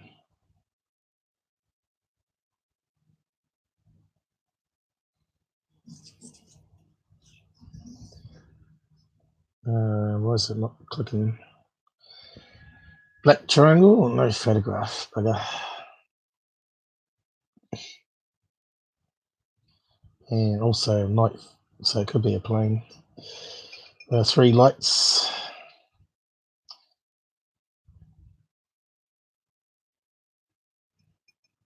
Here's a picture of an orb.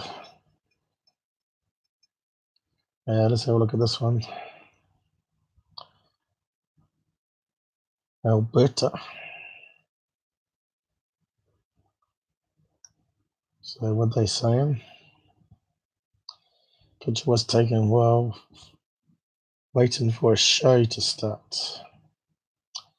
The object was in the sky till looking at pictures of the day. Eh? Didn't realise it was in the sky. Yeah, so let's have a look. If you don't see it with your own eyes, that sort of gives a clue there that's going to be lens flare or some camera artifact or bug. Looks like they've done some editing on it.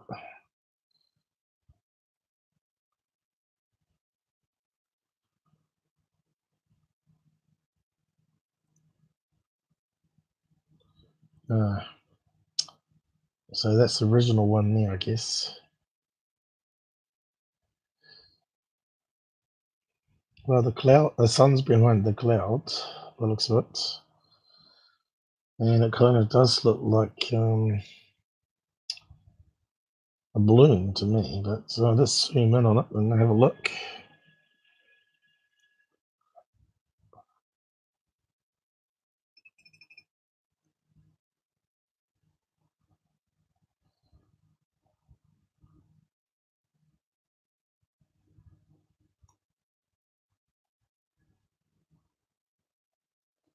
It's out of focus, so that's definitely behind her and not in front, I think. Well, behind him, I mean.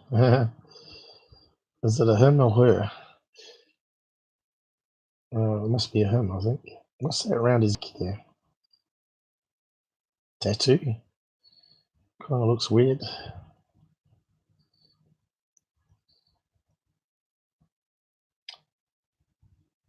So what is it? Is the question. I'll just put it through the better editor.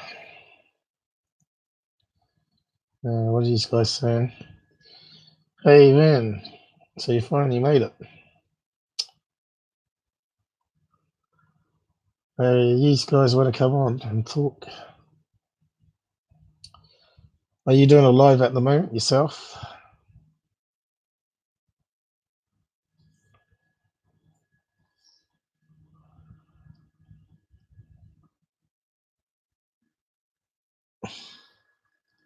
Let's see. Is it 10 o'clock over there now? Because according to my time thing, it said it was probably 11 o'clock. You reckon it's a lid? A lid or leg? Looks like a leg. A leg.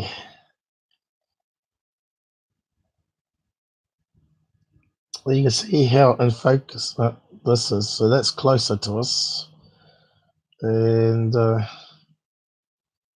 what's that on there? I forgot to look. I'll just zoom in. I'll send you a link so you can join in if you want. I'll give you a call on Hangouts.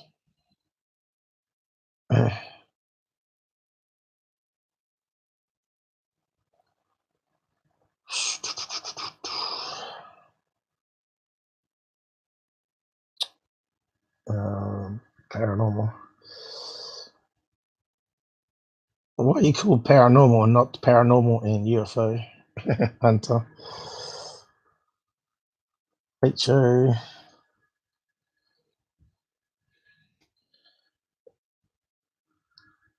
Actually, I'll probably click that, see if you can dial me or not, and then I'll drop you on the main screen. Then,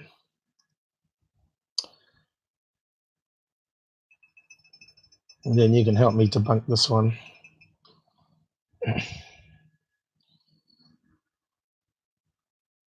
Qqqvid, how's it going?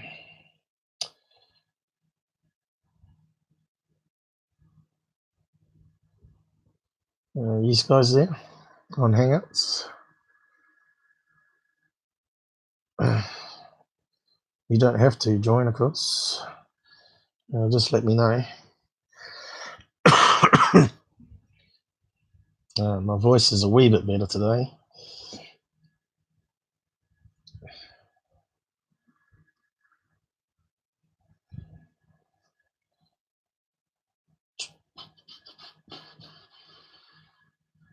Uh, 808.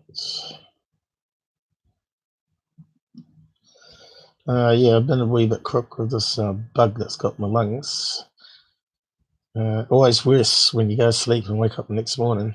That's if you can sleep. You normally get woken up every couple of hours, or because you can't breathe or something, or you got an itch in the throat and you have to cough it up.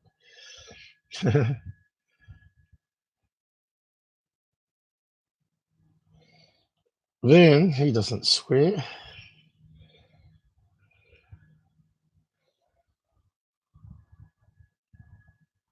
Vern won't swear. He knows that I don't like swearing. He's not on Hangouts though.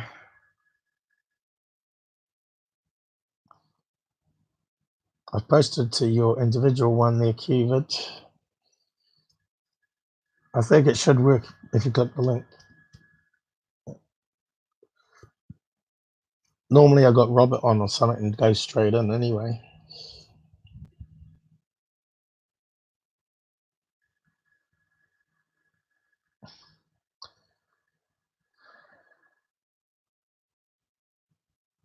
Okay, I'll just give you a call then. I see you've joined.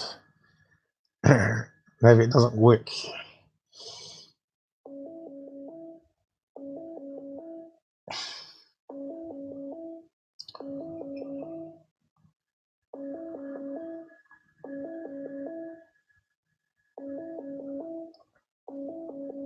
You got to answer. Hey, is it working? Hey, who's got minicam? Hey, Vern, you got no. hey, Paul, what's going on? You got minicam up. By the looks of it. Can you hear me? Yeah. Hold on a second. I have to change cameras, or I mean, change computers. When you called, I was on this computer, and this computer it didn't ring on. So You want to hang up then, do you? no, I can just I'm gonna just log in on this one right here right now, and I have the camera right here.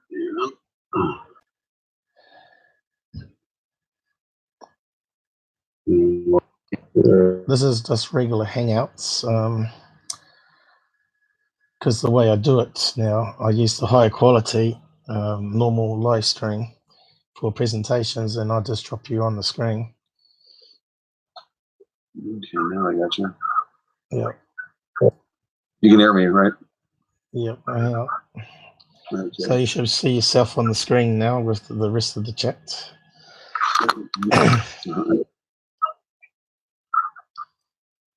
I'll just make this a bit smaller up here. They're saying you're going to swear all the time. You don't do swearing. Oh yeah. Occasionally I do. Just depends on the occasion.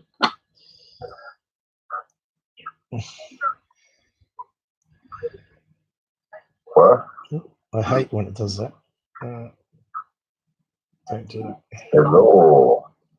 Hello. Straight in. Yeah, Jaxx, you want to join? And Q can join on too. Q doesn't have a lot of time either. Yeah, that's all right. How long you got? I can put on half an hour, 45 minutes. I guess.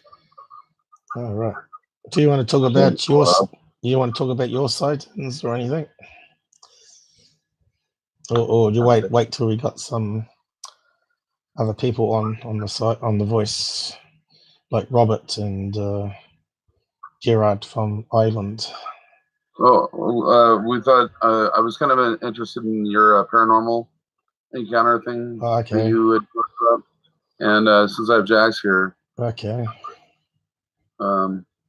Yeah. Yeah, Jaxx, did you want to join on? Sure. Okay.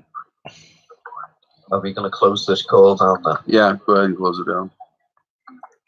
Right. See you in a minute. Yeah. I could have just dropped your call onto my window if I joined your call as well as the other way I could do it. If you wanted to do it that way, of course. Yeah, so we're trying to figure out this one here, weren't we? So we might as well just have a quick stream on it. 1 second here, let me Qqqvid. I wish they would have a shrink down of those thumbnails so I can just shrink it to the side, but they don't offer that feature. That's crazy. So half your face gets cut off here. Okay. It's not too bad though. Yeah, I just lost the window. So I was trying to work out what that is on his waist here. Let's have a look. I suppose you guys are used to being up late though. Yeah, sort of. Well, this is a fancy pocket on his trousers. We got enough detail to see that.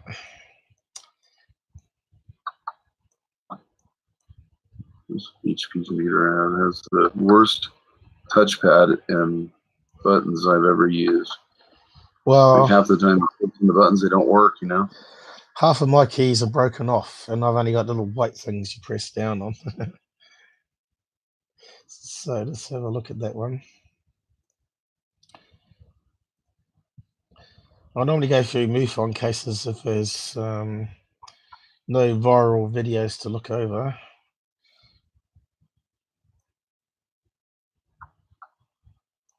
It looks like Q's on. Just waiting on Jaxx. Oh, cute. Hello. You home from night shift, are you? I am, yeah. Nice early morning to this morning. Oh, right, you're just back 9 o'clock. That's normally when you get in, isn't it? Yeah. And you crash at lunchtime after your egg and bacon. Yeah. After your egg and bacon breakfast. Yeah, me cup of tea and me cucumber sandwiches. Oh, yeah, we can't forget those. I will be back in 1 second, Okay. gents. Yeah, so this is zoomed in. Looks like a Milo balloon to me. You can see how the edges. We need to zoom it in even more by the looks of it. That's weird. What do you reckon it was? Someone threw up something in front of the camera, is that what you're saying?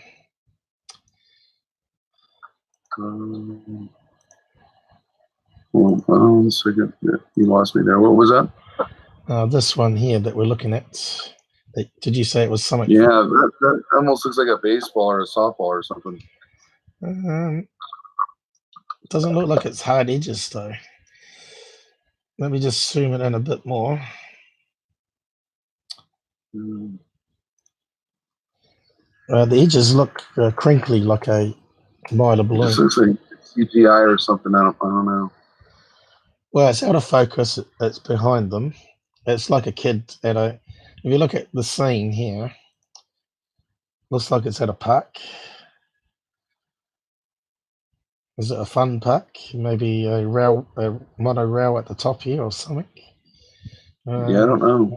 Where was this supposed to be shot at? We'd have to go back to the case information again. If I can get it come up. Keeps dropping off for some reason. Yeah. So that's pretty hard to like make any real determination of what it is. Alberta, Edmonton. I don't know what's there. Alberta is Canada, is it? Yeah. Yep, Canada. Sighting Yeah, location. Canada. Yep, Canada. It's pretty broad. I mean, they need to have like more specific on there where this was done so that it can be. Yeah, unfortunately, MUFON only gives us some of the information on the database, and they don't even tell us how it was closed, because it could have been closed by an investigator that got more information. So we sort of have to go blind, unfortunately. But what I do sometimes is I ask Elf Gray from MUFON, can he have a sneak peek, because he's got full access to the database, and tell me if it's been closed and what they thought, and see if it matches my findings. And often it is. So it's always good to check, at least have a closed field, additional investigation information found. So they don't have to tell people's names or addresses, and they can say how it was closed, like a hoax, IFO, or whatever. But that looks like it's in a park to me. Could be a fun park. Yeah. Where's the image? Just like I for some reason I keep. Yeah.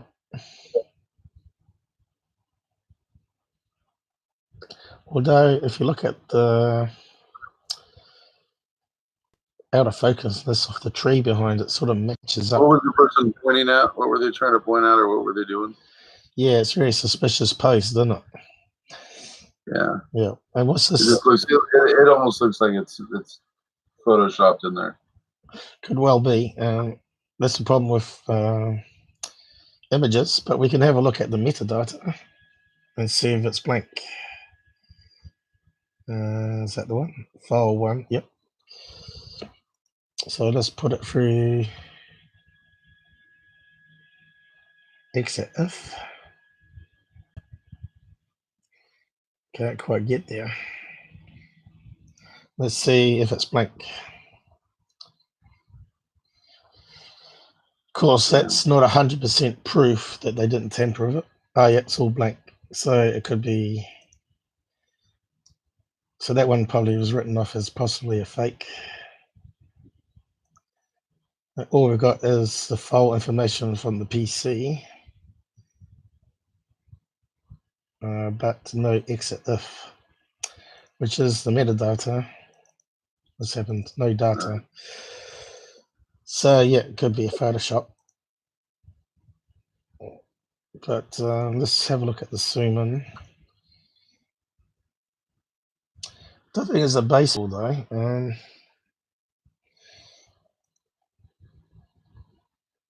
Let's put it through some filtering.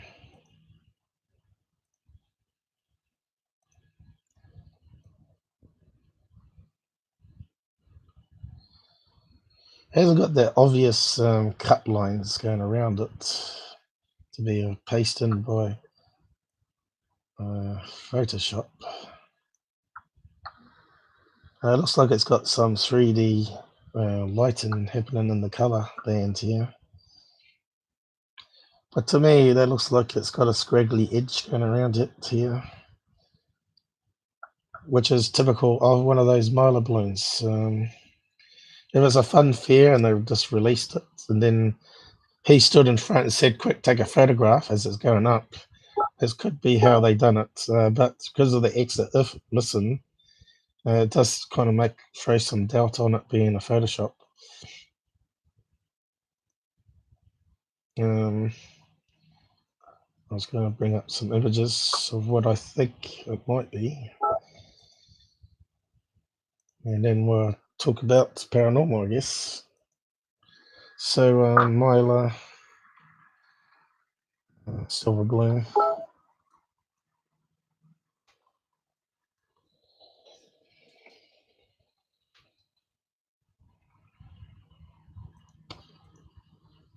That one's probably close to it there. Oh, here we go.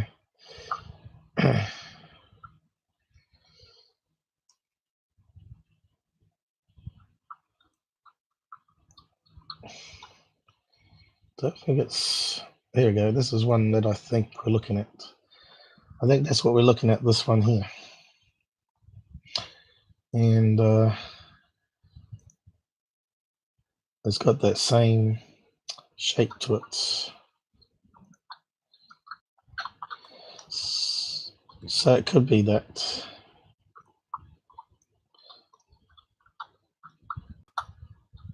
It's got the crinkly edge going on it. And it's sort of sealed flat right around the edges here to make it stronger. And it's definitely got that reflection and the silvery bit in the middle. So that's what I think anyway, that one there. What makes you think it's not a small object closer to the camera? Because of the focus. If you have a look at the main picture again, it's definitely behind him. Or it could be a Photoshop, clever Photoshop.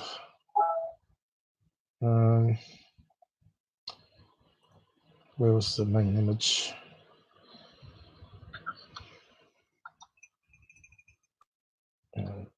So this is in focus here at the very front. See how sharp that is? And he's slightly out of focus. You can see he's going a bit blurry. And the tree behind him here is definitely a lot more out of focus. And it almost seems to be similar out of focus here to this object here. So that tells me it's not close to the camera, but it's far away. Or it's a clever Photoshop where they've blurred it to be approximation to what's behind them. See, the blur on the actual object, to me, looks like the blur on his arm. You reckon? I think it's slightly worse. Although It's rather hard to say when we're looking at, pixelation kind of thing. Yeah. I think it's That could possibly be a small object. Like if somebody's thrown it up in the air and they've got the photograph at the right time. But then we have more motion blur in it. That would sort of have blurred edges, and we're not depending on the shutter speed. Yeah, but well,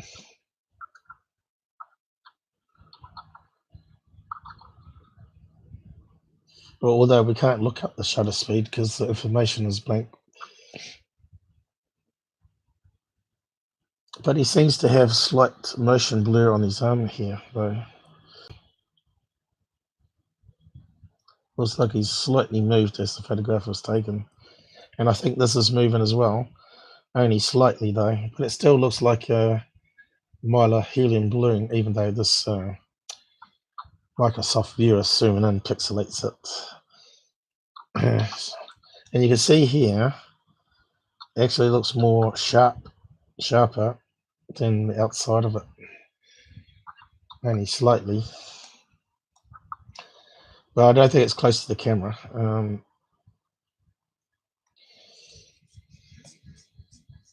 That's my estimation anyway, guesstimation. So yeah, probably enough on that one. And well, what is that? See, if it was something moving fast, I'd expect all this to be a lot more blurrier than what we're seeing.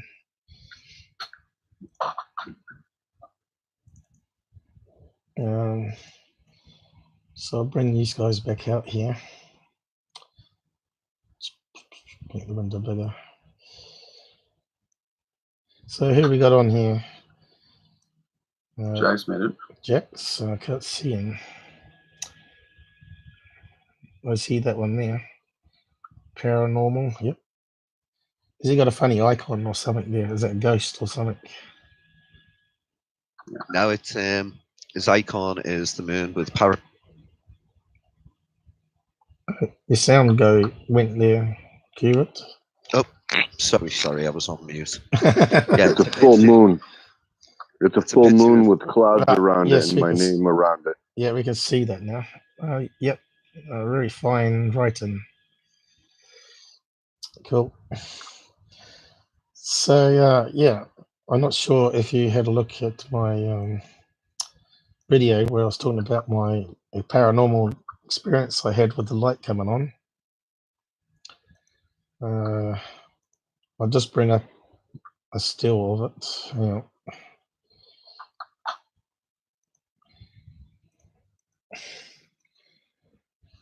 But it involved batteries and things turning on that shouldn't turn on by themselves without holding the button down 3 seconds.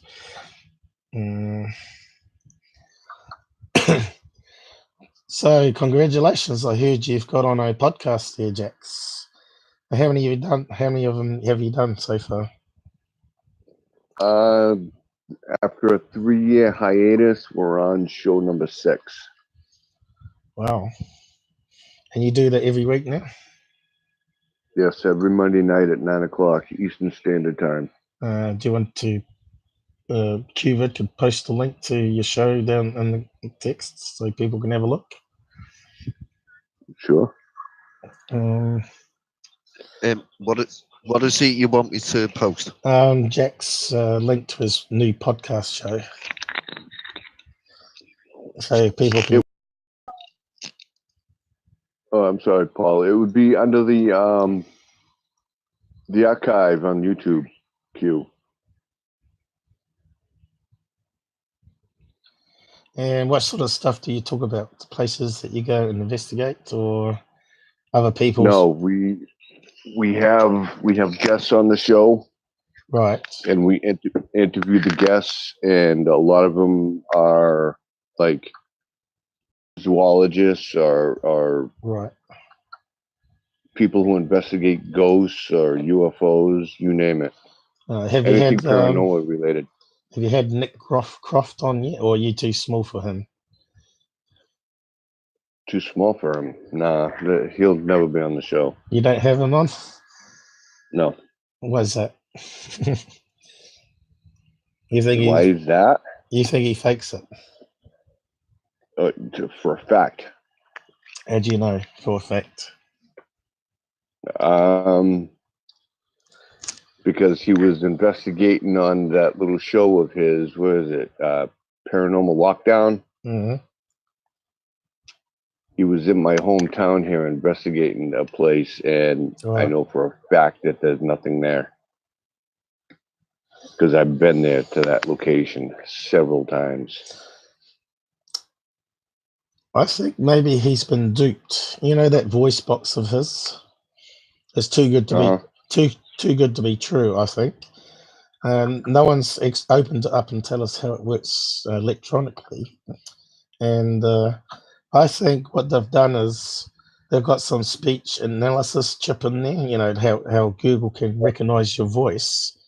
So if they're talking and it's passively listened to keywords, it could quite easily generate hello and say a name or demon or whatever words they mentioned while they were talking about the case while it was sitting there.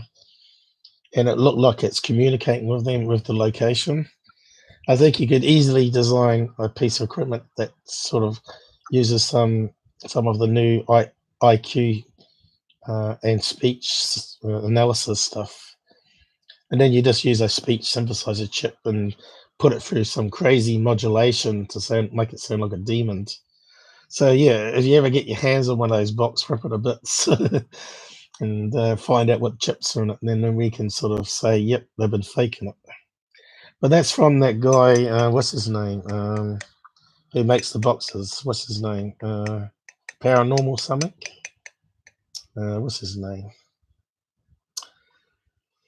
I was following him a while, and I thought this guy's faking it. He was talking to the box, and he's saying he was talking to a demon, talking about heaven and all that. And I thought this is just too good to be true. And he never explains how the box works. But he did sell some for $1,000 each or more. So yeah, this is my little video I made about my sighting. So I don't know if Nick Croft is actually being fooled or not by these other people. So that box could say stuff that you say that isn't there because it picked up words they said. So he may be tricked himself. But there is some interesting stuff that he did have on his show when he did that Black Monk House in UK.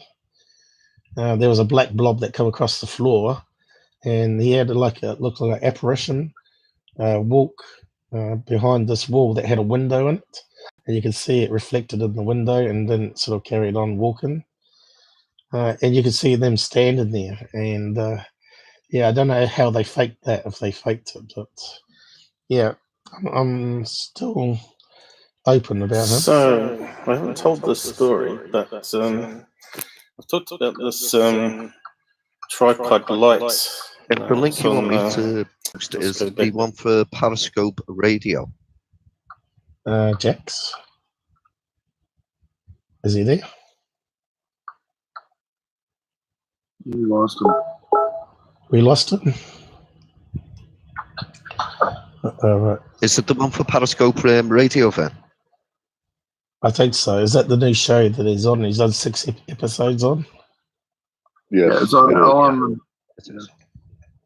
Have we got him back? There's actually 2 links. You can listen to it live on lnmradionetwork.com, Studio B. Yeah.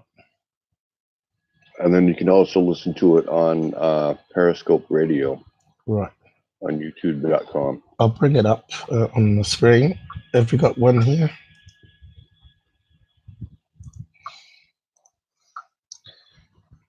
Yeah, I'll put a link in the chat for you. Thank you, Q. No problem. All right, so it's a YouTube on YouTube as well, and it also goes out on the airwaves, doesn't it? On normal radio, FM. Yes, it does. And, and satellite, I guess they have in America, or web radio, as you call it. So you got 6 videos there, is it? It's only got 4. Why is there only 4? Is YouTube a bit slow adding them, maybe?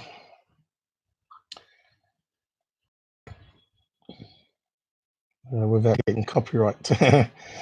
Rick Howell, and who else we got? Rick McCullen.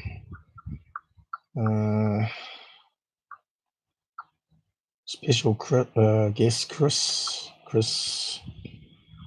Oh, how do you say his name? Gorthorsky. Gurkowski. Nokowski. And Nicole Ferro. I don't know who they are.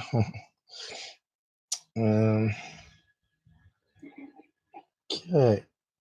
So I made this video about this light thing that I had going on. Back a wee bit. See it there? It's a bank of LED lights, and it has 8 AA Energizer batteries in it. Yeah, they should have lasted for ages. And to hear it, you won't hear it through my headset though. You will have to listen to on YouTube the live stream. So that's generally what happened is one night I rarely ever used it. Instead of, I'll probably just explain it. So there's a tripod I got next to my bed here with a LED pack on there, and it makes a really bright light. And it lasts for ages normally, and I had new batteries in it. I only used it to test it for probably a maximum of 2 minutes. And on top I had a camera mount for phone. Where is it? Gone too close. So it's got a mount here for a camera, smartphone, and I just had it fully charged and clipped in the top here.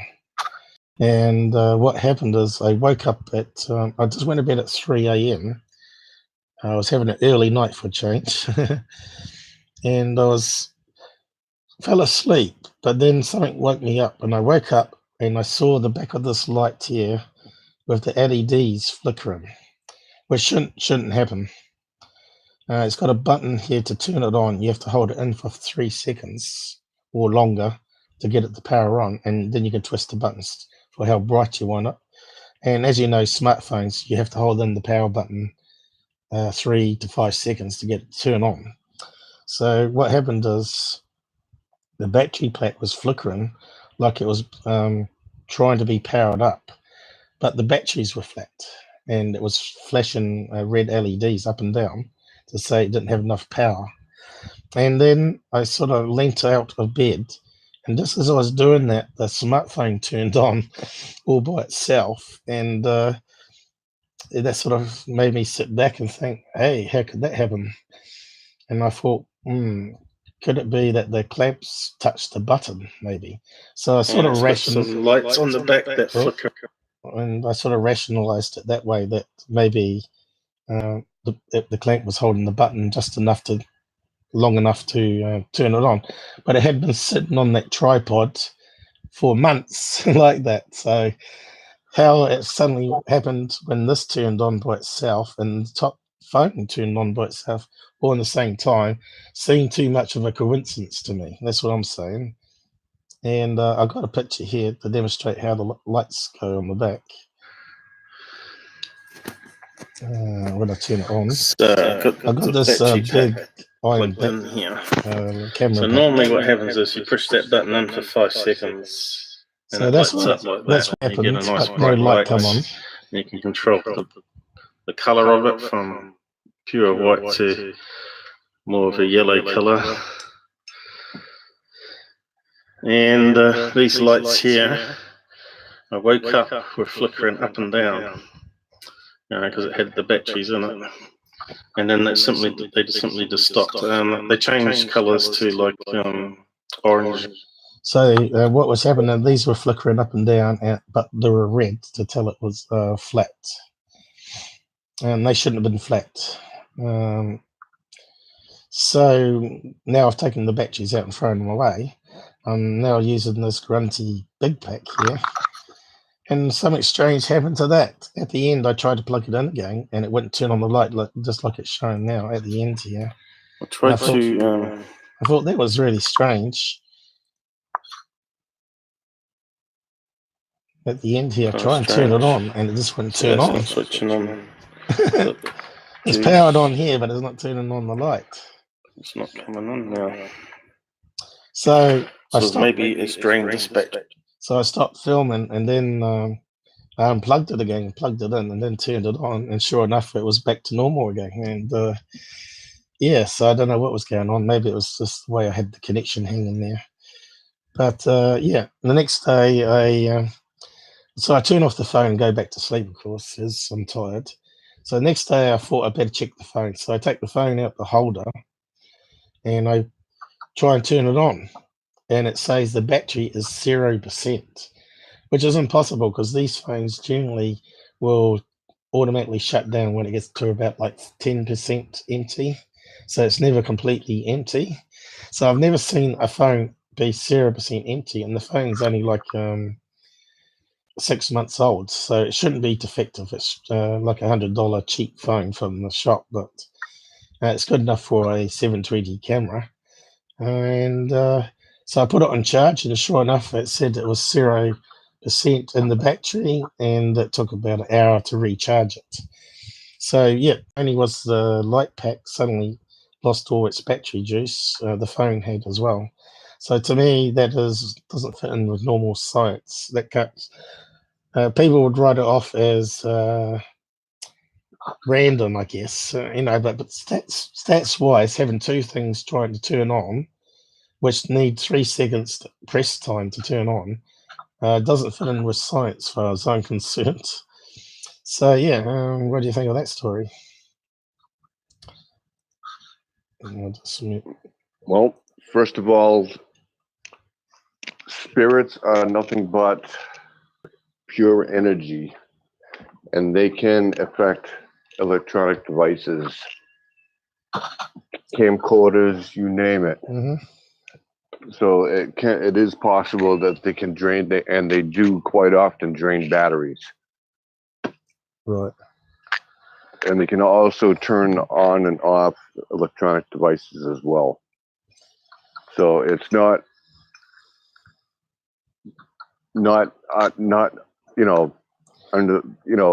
abnormal for that to happen. Right. But have you had any cameras or smartphones turn on by themselves? Yes. Okay. How long ago was that? We just had a case about a month and a half ago where we had a camcorder turn on by itself when no one was near it. And how long do you have to hold the button down on a camcorder? It's the same, just like any other camera, just like a phone, about 3 seconds, 5 seconds, whatever it was. Yep. So it means it had to be pressed. Yeah. So how can energy press down a physical object? Well, you gotta understand too, though. It doesn't necessarily have to hit the button. If it's fully charged, they can manipulate the electronics, the devices, because it's electronic.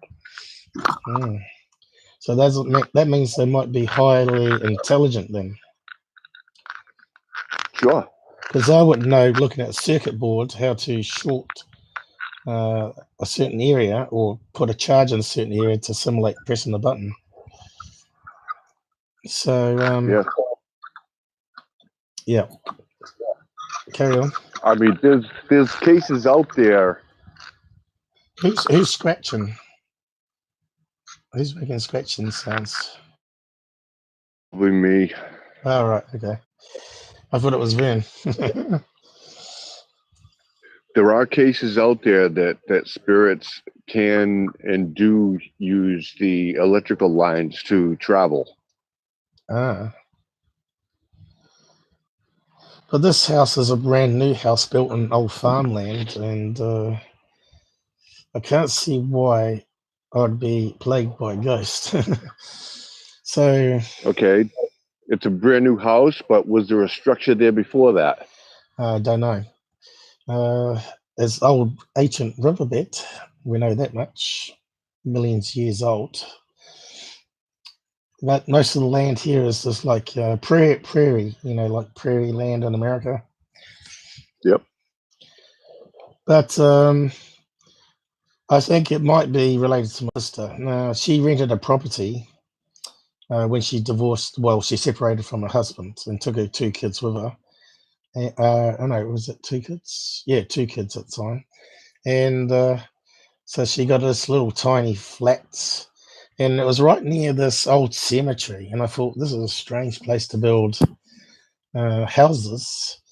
And this cemetery was just like a single hill, but it had a fence around it, and it had all these old gravestones with going back to the 1900s. And I was thinking that was all old church land that the houses were built on, reclaimed land. I'm just wondering if it's related to that.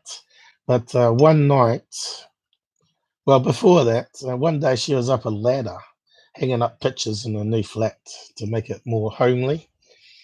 And she felt someone tug on her shirt, and the kids weren't there. They were with the father, I think, that day.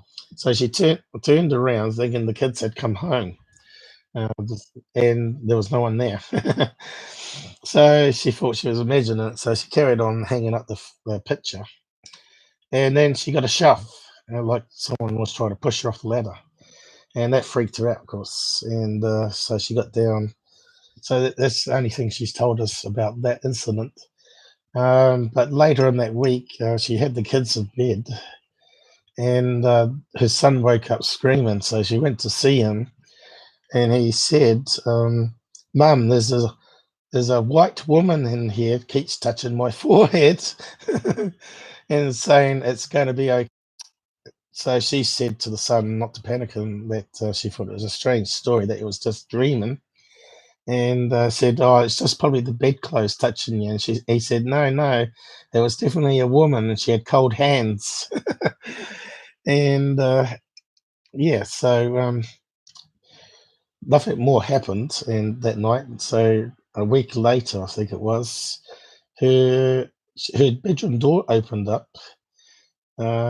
She was like half asleep, and saw 2 young girls run into the bedroom in period dresses, like old-fashioned dresses, like Little House on the Prairie type, and ducked behind the bed.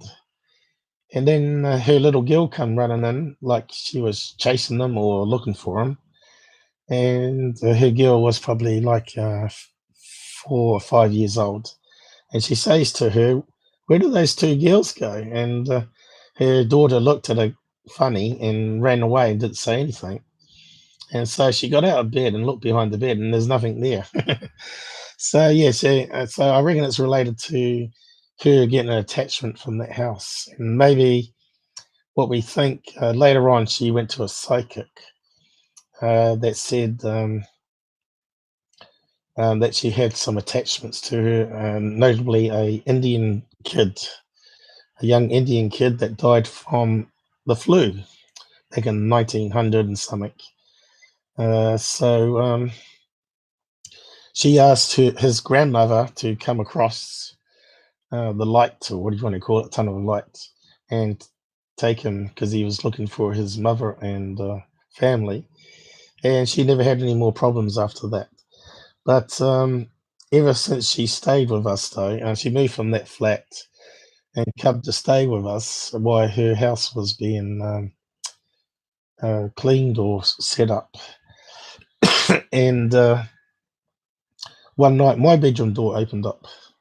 I was laying on my side and sort of half asleep, and the door creaked open, and there was no one there. And then it felt like someone ran up to my bed and sort of sat on the edge of the bed. And I thought, I'm sort of losing my mind. So then I hear about the ghost stories, because I didn't know about his ghost stories before then, and that sort of made sense of what happened there. But we left that house, our family house, after 40 odd years. Decided to sell up and buy a new house way out in the country. So we did that, and I moved with my parents because I'd just come back from Australia and was looking for work, which I never managed to get work, of course, because I got sick and whatnot. And so this house is where she stayed with us. this house that I'm in now is where this light thing happened. But before that, I had something jump on me while I was sleeping in a closed bedroom as well, a year or two before then.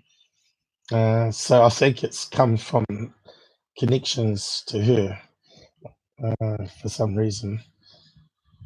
But she used to go to these psychics meetings, like I can't think of the names now, but like Qqqvid, was that guy name? Chip, Long Island medium type person, and she used to tell her stuff as well. As I said, we had a guy that used to rent the top of our house out in the older place as well that committed suicide. We didn't know that. He moved out and gassed himself in his own car. And we didn't know that that he had killed himself for 6 months later. But my sister went to this medium before then, and she said, "You're a skeptic. You don't believe in mediums." And she said, "I'm going to tell you something that's going to come true in the future. Sometime 3 months or so from now, you're going to get a letter which will make sense of what I'm going to tell you." And she said, "There's a guy that's killed himself. He's not a friend or a relative, but you know that of him, which means this guy was a renter. He was in the top apartment. So he wasn't a friend or a family, but he was definitely someone that she knew. And she said he's killed himself, but you don't know that." And she says, "I can't think of anyone like that." So 3 months later or 4 months later, sure enough, a letter come in the post for this guy that used to rent the top of the house. And it read from some government department. So my mother got on the phone to call his mother because she had his mother's old as a reference for getting an apartment, of course. And she said, "No, my son killed himself, blah, blah, blah." And we straight away made the connection when my sister said, "Oh my God, that's the story this woman told me." And she told us about the story of the psychic and medium. And it sort of all fell into place. And yeah, so that was unreal. But other renters used to rent the top of the house, and they talked about the TV switching on, which is similar to the light situation we just had. And they said it changed channels and stuff. And that was the particular room where this guy slept. And he used to be up there quite a lot, watching TV and whatnot, laying on the king-size bed that was up there. But yeah, so the silly guy gassed himself. He was only in his 20s, but he used to smoke a lot of weed. And he used to scream out loud at night and go crazy smoking on the weed. And I used to bang on the roof saying, "Shut up, I'm trying to sleep," because his flat was just above my bedroom. And yeah, he had his own car grooming business, so he was actually a business owner, so he was doing okay. And yeah, what was else I was going to say about that? Paul, your camera's behaving weirdly. It keeps locking onto everybody apart from you. My camera? What you're streaming? Looks all right at the moment. Nope, on YouTube it is locked on me, and when you speak, it doesn't switch to you. I haven't clicked it, have I? No. I don't think the other guys are muted though. Yeah, I know they're muted. Yeah. But your camera is on me. That's because I got you on live capture screen. This is not. Oh right. This is not Hangouts on air. I don't think I got the option to mute you myself. You see that? We don't get the option. Normally you click on it, wasn't it? The little down arrow where I can mute people. So what I'm doing is I'm running the normal live Hangouts for the high quality. It does 1080p. but I do it in 720, but it upscales it anyway.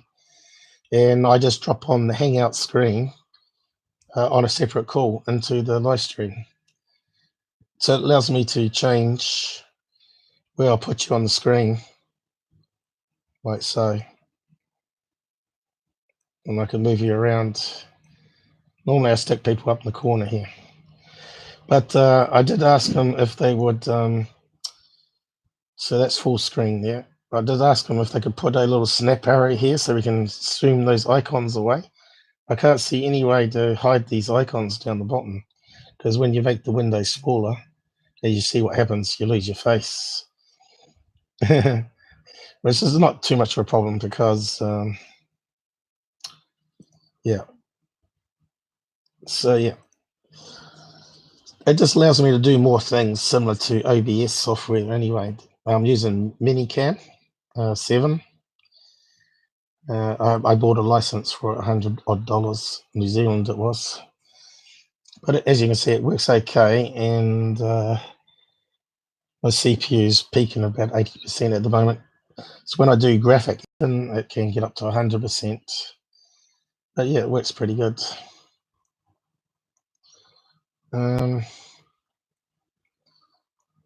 Those guys, are they still here with us, or they've gone elsewhere?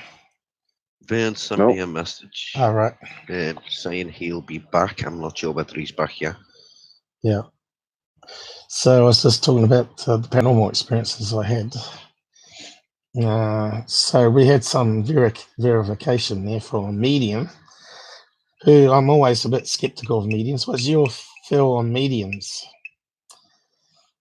Okay. I believe in them. Do you? All of them?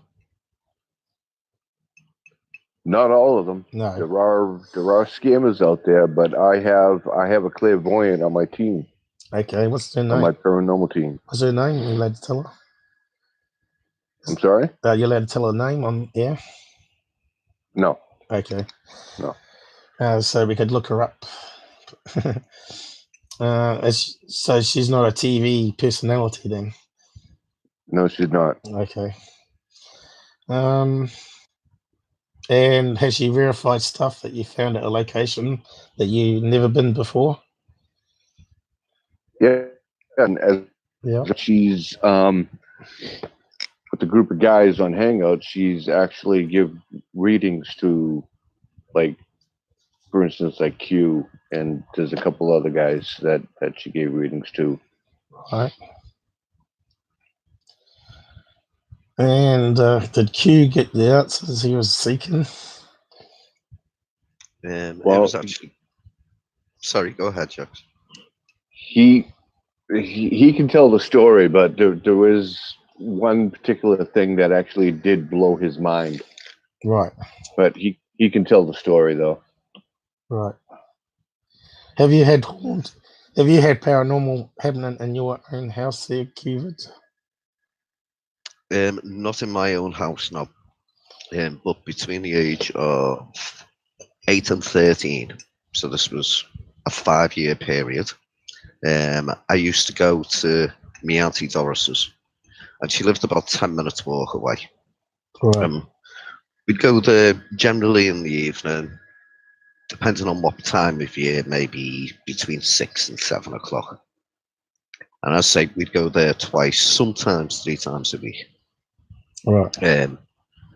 Now, in her house, it was a really strange design.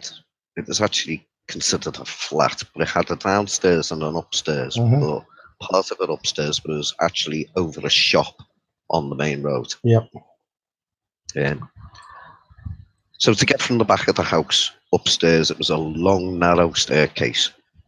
And I don't know why, but as a kid, when you got to the top of the stairs and turned, so you had the staircase going that way to your side. Yep. There was a piece of landing, 10, 12 foot long, something like that. Right. And you had to then go around a little corner, and that's where the bathroom was. Well, there was something about that one piece of landing that terrified me as a kid. Okay. Now, I never talked about it because I expected to get told don't be so bloody stupid. That is what I would have expected to get told. Yeah. So I never told anybody about this. Right. It was at the point that I was that scared to go upstairs. I wouldn't go to the toilet. And when we left her house, it was like a little entry that came out between the shops. Okay. And it had iron gates on it in that. So what I used to do was wait until we'd come out of that. By this time, I knew my Auntie Doris would be back in a flat kind of thing. And then I'd say, I need the toilet. And I'd end up being in an entry over the road. Right. And I would get moaned at by my mother every single time this happened. I didn't care because I didn't have to go upstairs. But I never said why. Right. It was always, I didn't think I needed it. Yeah, I didn't think I needed the toilet. Yeah. So anyway, that was my experience, and that went on for 5 years. But on my 21st birthday, I was gabbing with my sister, and we were just talking about old times and things we used to do. And I turned around and said to her, "Oh, I used to hate going to our Auntie Doris's." Now, this was the first time I had spoken about this to anyone. Right. Well, your video's hiding up there. And straight away, her ears pricked up, and she was like, "Why? The upstairs landing?" Right. And I was like, "What the frig? How? What are you talking about?" And she said, "I used to hate that piece of landing." And I was like, "That's what I used to hate." And she said to me, "Don't you ever remember when we used to get home? I used to always be one of the first ones up in the bathroom." And I was like, "Oh my God, don't you remember my mum moaning at me every frigging time we went there because I had to go and pee in the entry behind the shops?" And then my mother walks in the room. I mean, my mother says, "What are you two talking about?" And we both said, talking about Auntie Doris's. Yeah. We used to hate going upstairs. I mean, both of us turned round and said, "You're talking about the landing, aren't you?" Right. And we were like, "What the hell?" So she knew. My mother had experienced the exact same thing, the same feelings, although she used to go up to the bathroom. Right. But she turned around and she told us that there'd actually been an incident there one night where the big long staircase that you came down, it had a doorway on the bottom with a door. Yeah. And one night, my mother had fallen down the stairs and smacked against the door. And there was quite a commotion, you know, "Are you all right?" and all of that. And she bruised herself, whatever. Right? But what she told us this. But that night, she'd gone up to the bathroom. She'd come out the bathroom, gone to turn the little corner where you had the stretch of landing. And she said in front of her, and it was a very dark hallway, right? She said in front of her was what resembled almost a shadow.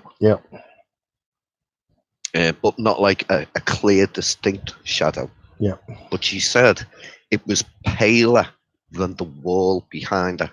It was lighter. But she said she saw it move across slowly in front of her and go into, there was a little alcove. It was probably foot and a half deep maybe, and that was to the upstairs living room, which was over the shop. Okay. Right. And she said it moved across into the alcove. She said it was really weird, kind of freaked her out a bit. She goes along the landing. She turns to come down the stairs and she looks into the alcove, and she said the same thing was, if you like, standing in the alcove. Creepy. She legged it down the stairs. She fell. And that was the night where she got picked up off the floor. But since talking about this to some of the guys, I've since found out that me Auntie Judy also had experiences there. People don't. So now we don't know how many of the family had them because it's not something that They talk has about. ever really been brought up. I mean, this happened to me between the age of 8 and 13. Right. And my mother and my sister experienced it, excuse the French, Yeah. didn't happen till I was 21. Yeah. Yes. That'd make it hard to sleep at night. But I've sort of gotten used to it now, I guess. I normally just tell them to F off and turn over and go back to sleep. But I know there's something standing there because often you get a cold spot and you can wave your hand through the air and you can feel it cut this really cold spot and then pass through the other side and it's back to warm again. Because at the moment, we're in summer here, and when I've had my sightings, it's always been fairly warm actually, and you can tell the difference, without having all the equipment and meters. But I don't think it's anyone that's sort of harmful or anything that I'm getting. I think it's just someone playing around, or maybe even a relative dropping by to say goodbye or whatever. But yeah. You seem to be frozen on the YouTube. On the YouTube, it's still showing live. Yeah, the Hangouts is the one that's having problems. It's looks like you're frozen, right? Yeah, I'm not too sure why, but it's not frozen on the actual live stream. It's just Hangouts for some reason. Normally, you don't have that. We got plenty of fiber optics here, so yeah, 100 megabit connection, LAN connection, no Wi-Fi, so it should have plenty. It might be because it's the weekend in America and it's being heavily used for live streams at the moment. Don't you guys normally do one about now? Or was it tomorrow? Vern sometimes does round about this time or in like an hour's time. Oh, right. So that's what I thought. What's that? It must be getting close to, let's see, 1 o'clock in the morning over there, isn't it? California?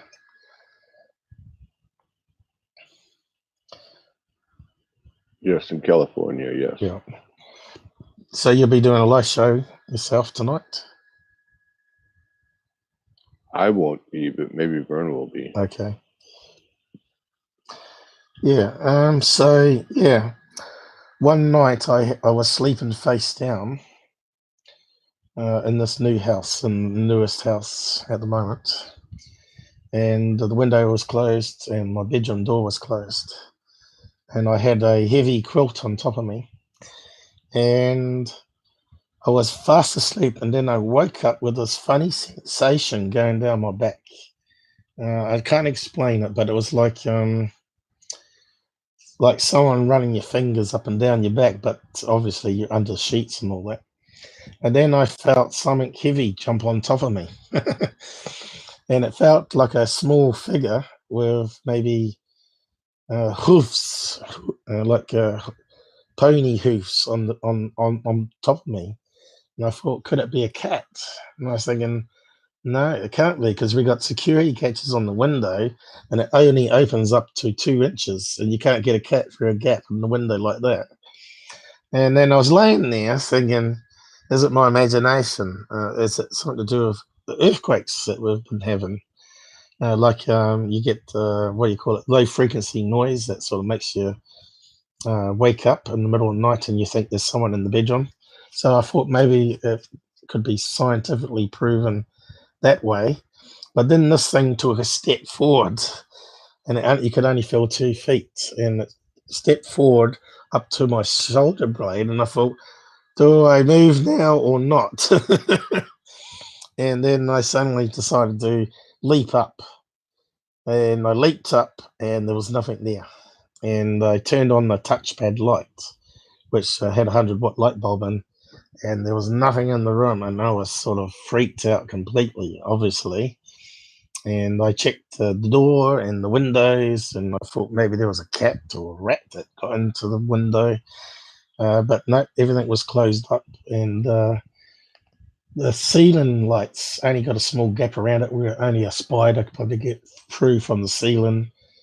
So it couldn't be something like that, because obviously this thing had weight to it. It was like, I'd say it'd be like 5 kilograms in weight. I could feel on my back.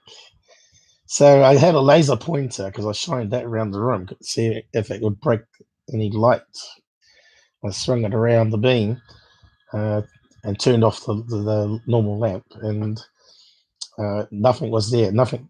The light beam never got broken. So yeah, I couldn't figure that one out. But that one's I'm never ever going to forget that night. And I was thinking, I still don't know if it was a real thing that happened, or just my mind playing tricks, or something related to earthquakes, some new phenomenon that sort of makes you feel these weird sensations. And I don't know if you've had anything touch you or not like that.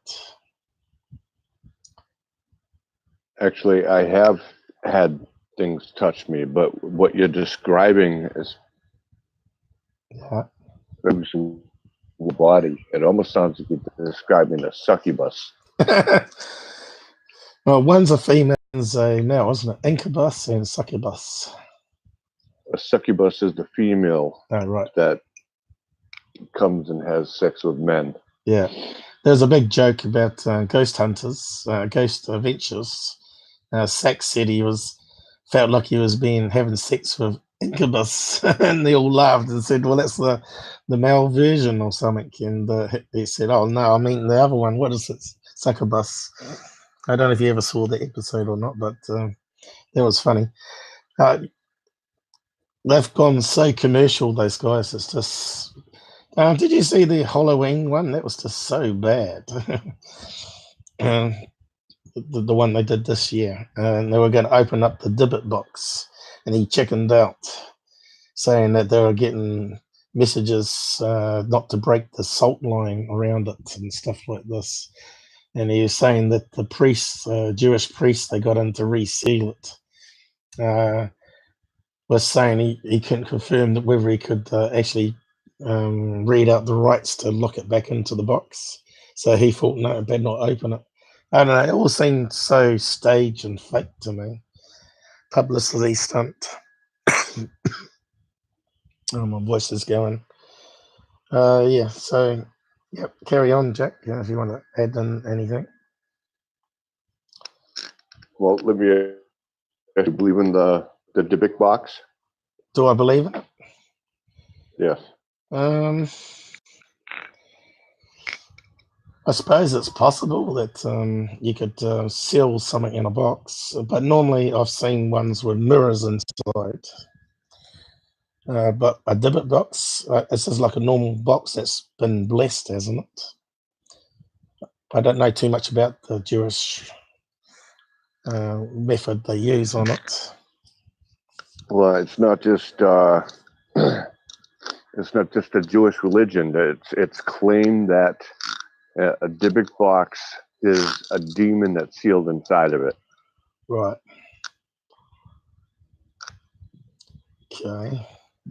So I heard the story that a scientist opened it up and he reckoned he got scratched or burnt or something. And then another scientist got his hands on it and said nothing happened. So I don't know, maybe it had escaped by then. But then they bury it and did something to reseal it back into the box. And then they dug it up and sold it to Sack for his museum. So yeah, I don't know. So do you believe in the Dybbuk box? I do. Okay. I do. I don't mess around with any of that stuff. I don't mess around with the Ouija board. It's not even allowed in my house. Right, yeah. So is the one that people pick up a lot, isn't it, on the Ouija board? Yes. I have another story, and my sister got hold of one of those boards when we were kids. They were 15, And the cousin that used to hang around with us, we were around about the same age, give or take a few years. And I think I was only 13, and my other older cousin, younger cousin, was there as well. And they got this board out and started playing around with it. And I said, oh no, I've seen stuff on TV saying it's bad to play around with that. And they put a glass on it and it moved when they were asking it questions. And they say, no, I didn't move it. And they all freaked out and didn't play with it again. And yeah, I just wonder if that sort of opened up something in that house as well that we lived in, because they did it in our house. So yeah, I definitely wouldn't want to play with it without at least having someone that can close and open what they claim is a portal, just to make sure you don't get attachments or release something into the property. But what I wanted for them to do, and I think I sent an email and stuff to them. I said, because they were building all these electronic experiments, right? EMF pod and all that. I said, can you build a electronic spirit board using EM pods and for each of the letters? So then you don't have people in contact with it at all, and you could prove that it's spelling out words just by it using the EMF. You know what I mean? And no one's taken up the challenge to produce a electronic spirit board. So I thought that would be a good one to do. How many EMF pods would you need? Well, you got 26 letters, and you got goodbye and yes and no, and what else you got on it? So you need a few EMF pods, but I think you could make a scaled down version. But it doesn't matter if it's really big, though, does it? So you go to like maybe you could invent one and try it out, because that would be a good experiment and see if you can get it to spell out words without having people interact with it. Right. You can have a say if you want.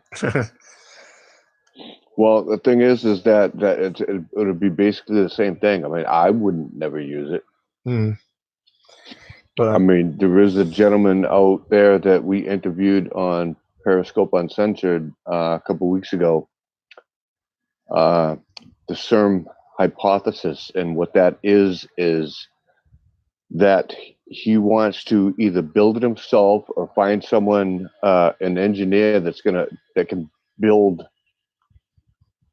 a device that you can have an EMF detector, right, and a camcorder, a digital all in one. Right. So if you get an EMF spike, it would trigger the camcorder to start recording, and if it doesn't pick anything up, then it would trigger the digital recorder to see if you get any voices. Right. If you get all three, or even two out of the three, that could be confirmation of paranormal activity. It's funny you should say that. I suggested to Earl Grey from MUFON, he's doing abduction cases for aliens. And I said to him to do something just like what you're just saying. Set up an EMF detector, because, as you know, the cameras all go grayed out. If you set up an EMF detector to turn on the camera at the right time and record all the sensors that's happening, and also record a segment outside the house and inside the house, you might be able to capture abduction happening before the electronics goes. So yeah, because I reckon it's in the same, almost seems interdimensional. They're kind of thinking that aliens might be interdimensional travelers, and it might be in that sort of energy realm that these ghosts exist. Do you think the ghosts might be spirits of humans, or maybe interdimensional creatures, or all the above? Or what else is there?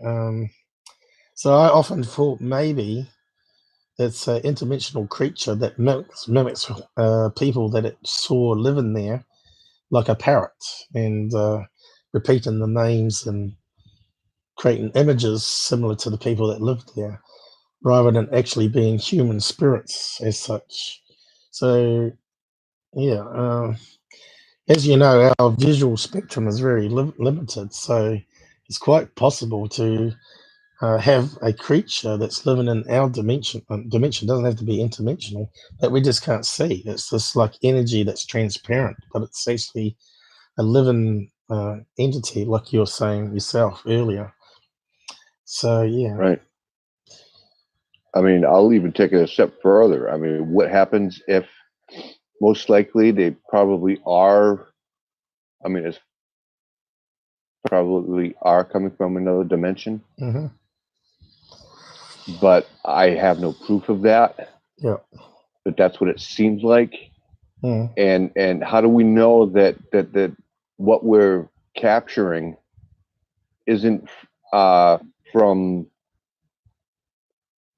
okay, say for instance, two time periods overlapping, and whatever the case may be, I don't know if it's the alignment of the stars, or maybe it's the lunar phase, or the solar flare.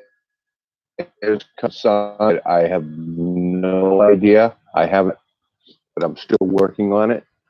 But what if the time periods are overlapping? Say someone from the 1700s and overlaps with 2018. They're still living and alive and well in the 1700s, and we can see them as ghosts, and they can see us as ghosts. Yeah, that's a good theory. If you can prove that you're able to time travel, or whether there's really a space time. To me, time is always moving forward. I don't see how he could possibly go back. What I think more likely is his parallel universes. So there's an identical Earth that's overlapping ours, but it's in another dimension. So what we're seeing is people from 1700. That might be the period they're in at the moment. So they sort of evolve in the same way we do. That's another possibility. And so, yeah, there's a lot of theories out there, but getting the proof is another thing. Unless you can actually talk to a ghost and actually ask them lots of questions. But I've seen on ghost shows, they ask the person, do you realize you're dead? And I think the response is normally they're not dead. They don't see themselves as dead. Yeah, that's something that we do not do in the paranormal field. We never ever ask, do you realize you're dead? Yeah, because most of the time they don't know that they're dead. that's right.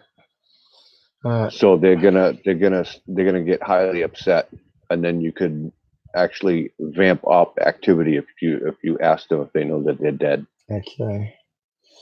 I know the ghost shows, well, the ghost shows do ask that. So yeah, but I mean, let me tell you a little something about the ghost shows. Those shows, they only put in what you want to see, or what they think that people want to see. Yeah. They don't put down the reality of the whole gentleman that, again, I think it was last week, that he was telling us that he got a phone call, and someone wanted to do an interview with him and be part of the investigation. And he said, yeah, sure. And then when he got there, he realized it was from the TV show Paranormal State. Oh, right. Yeah, and they were big. it was a team. It was a team out of Pennsylvania, and they were college students. And the leader of the team was Ryan. Yep. I forget what his last name is off the top of my head. Yeah, I know Ryan. Yep. He was asking Christopher Balzano, the guest of the show. He was asking him a bunch of questions. Right. And the way that they edited it was the whole team was sitting down asking him questions, and that's not how it went down. Okay. So it's like they have the power of editing to make it look like, oh, well, this is paranormal activity, when actually it's really not. You know what I'm saying? Yep. Yep. So it's like you got to be really careful. It's like my team got an email from a major cable company that wanted to do a show and asked if we wanted to be part of it. Right. We told them no. Right. Because we want to be able to control what goes on the show. Right. We don't want the producers telling us how to act, and this is how it's like being a script. Yep. Because excuse me. like even with ghost hunters, after their investigation, you see them sitting in a hotel room. Yeah. And going through the evidence within a couple hours. Yeah. That's not how the reality works. No. It takes us a team of 12 a month to go through all the. Yeah. Then make the clips. Yeah. If we caught anything. Right. Have you got any really good EVPs there that you can play online?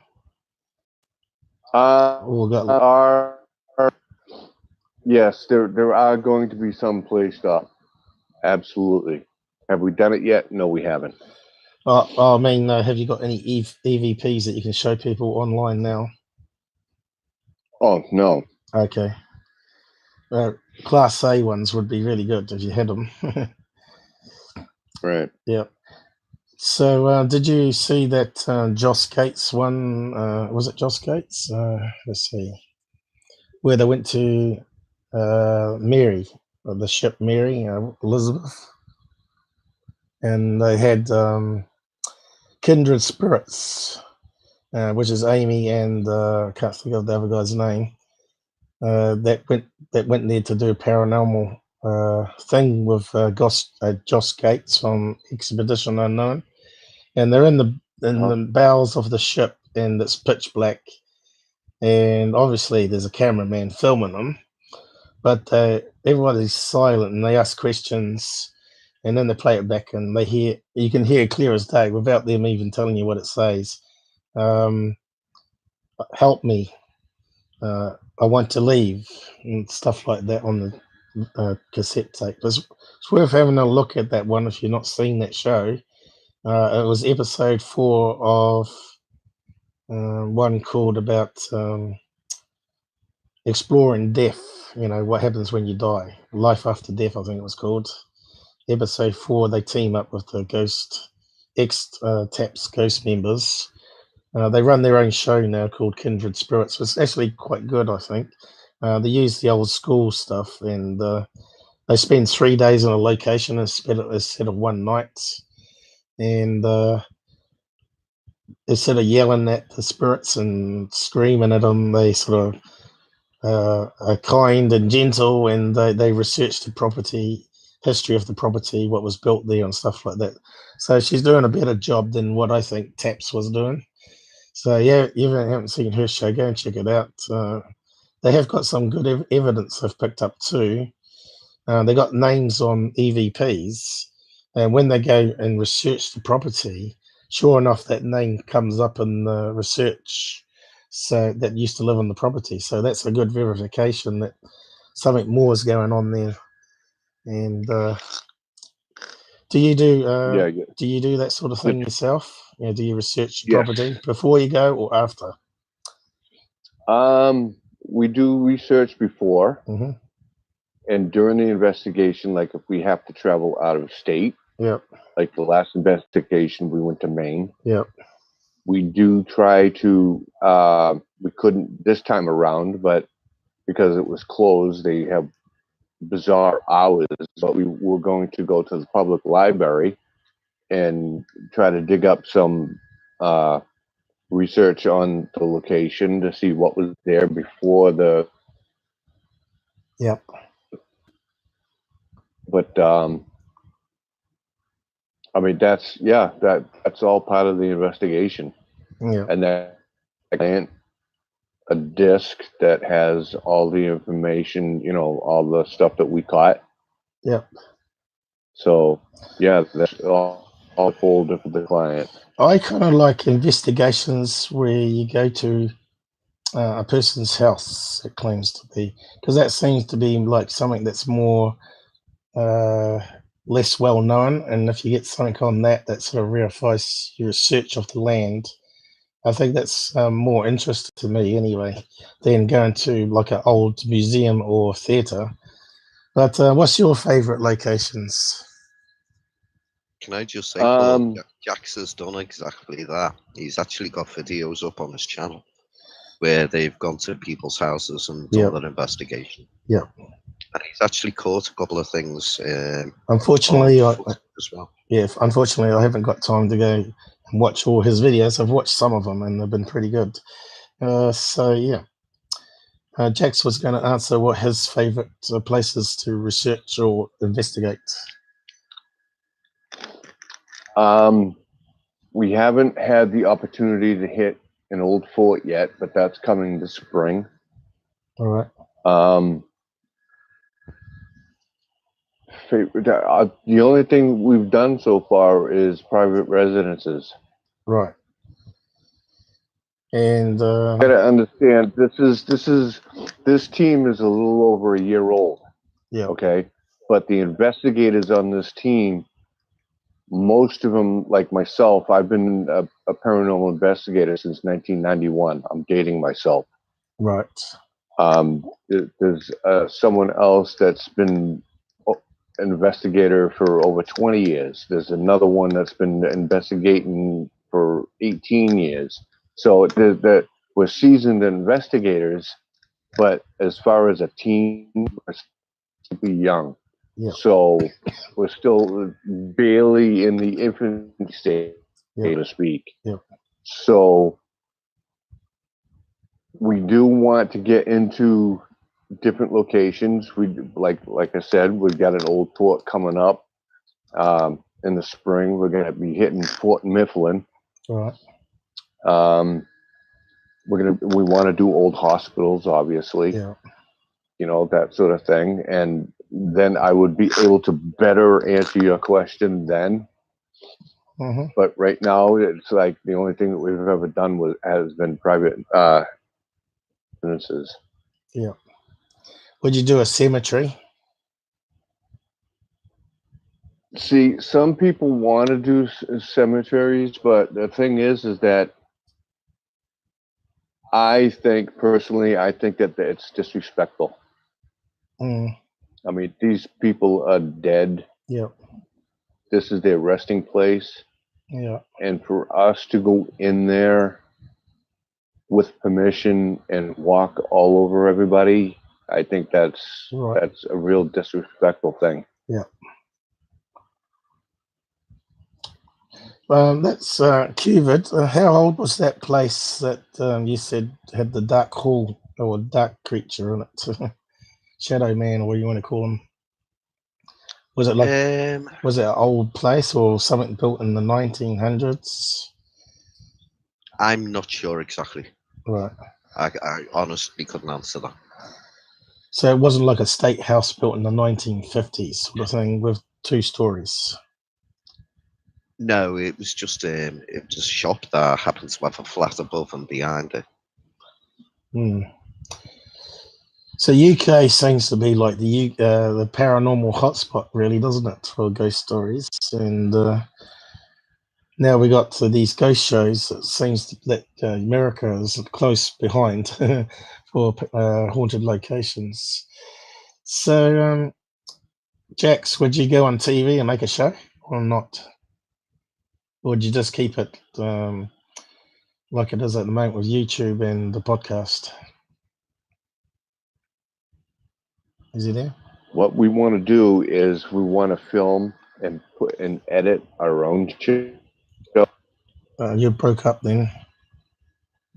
Is he on Wi-Fi? Okay. Yep, try again. Can you hear me now? Yeah, you're just breaking up for some reason. Maybe it's voice cancellation. But yeah, carry on. Repeat what you're saying. Okay, we want to get our own and edit it and put it together and put it on a disc. Right. And send it out to different cable channels, whatever, Right. production companies, Right. because that is, I don't know if you saw the TV show on I think it's on the History Channel, American Pickers. American Pickers. Yes, they go to. Yeah, I know it. Yep. Auctioneers Okay. and all that. They get stuff and resell it. Yes, Hmm. that's how that show started. They made their own. Oh, right. They were producing their own shows. Right. I wondered about that because they had a lot of cameras in the van filming them as they're driving and talking. Correct. Yeah. Correct. GoPro can make it really possible like that. Yes. So that's what we. Yeah. That's what we want to do. That's how we want to start. Right. That way, if somebody picks it up, and we can say, okay, well, to this, we want full creative control. Oh, they might not give it to you though. Well, then I guess we'll have to keep producing our own shows. Yeah. Because eventually, somebody's control. Yeah. What if ghost shows more than one? I don't think ghost shows are ever. I'm sorry. Go ahead. I don't think ghost shows will ever lose their popularity. I think there's always going to be new people coming in that are interested in it or had an experience, and they want to find out more by watching how people investigate it. So yeah, I think it's a growing industry, just like UFO videos is, and it's never ever going to end. People are always going to be fascinated by it. But yeah, there's no reason why you couldn't create a professional show on YouTube that's similar to TV and have Patreon so people could pay access to get a new episode every so often, every month or whatever you do it. Obviously, you said it takes you a month just to go through the evidence. And how many people you got? 20 or 12? 12. So yeah, you can see to do one episode is going to take a lot of work to do it properly. Right. Right. So you want to get some money for it. I mean, you got to do all. Yeah, well, we got to do all the editing, and then we got to find, music that's not copyrighted, and if it is copyrighted, how much is it going to be to buy? Yep. A license for it and all that stuff, and add it all, put everything all together, and yep. It's going to take a lot of work. Yes, I agree with you. Yes. Okay. Interesting times ahead for you then. And will you be getting more? You probably have to get more people because didn't Qqqvid say they have like a 200 people crew to organize everything, bookings, where they sleep and all that sort of stuff, and police department and all that. Obviously, they attract fans. So yeah, Stephanie. Well, from the dead beginning of that show, they used to say, Zach himself used to say, there's no big camera crews following us around. The three of us go to the most haunted locations across the world. Yeah. I think it started. Or something to that effect. I think it started with their very first one when they went to the ghost town and he got a brick thrown at him. It might have been. Right. It might have been then, with static cameras set up and all that. But I think they got more people to follow them around, but they didn't say they had people there. Obviously, they do. Yes, I mean they had, in all reality, that whole time when they were saying it was just the three of them, they had 120 people on any given location. Wow. So it's like a lie. Yeah. You get your producers there all the time. You got the camera crews there all the time. There's no reason to lie. No, that's right. Like I've always said, even if you go out UFO hunting or ghost hunting and capture nothing, people will still watch it because they want to watch in case something does happen. But there'll be other people that want to see just the best footage. So that's the difference between live investigations and edited, of course, but yeah, editing is obviously going to take a lot of time to cherry pick the best things from all people's cameras. You know, you've got 12 people. How many cameras you got? 12 cameras or 20 cameras?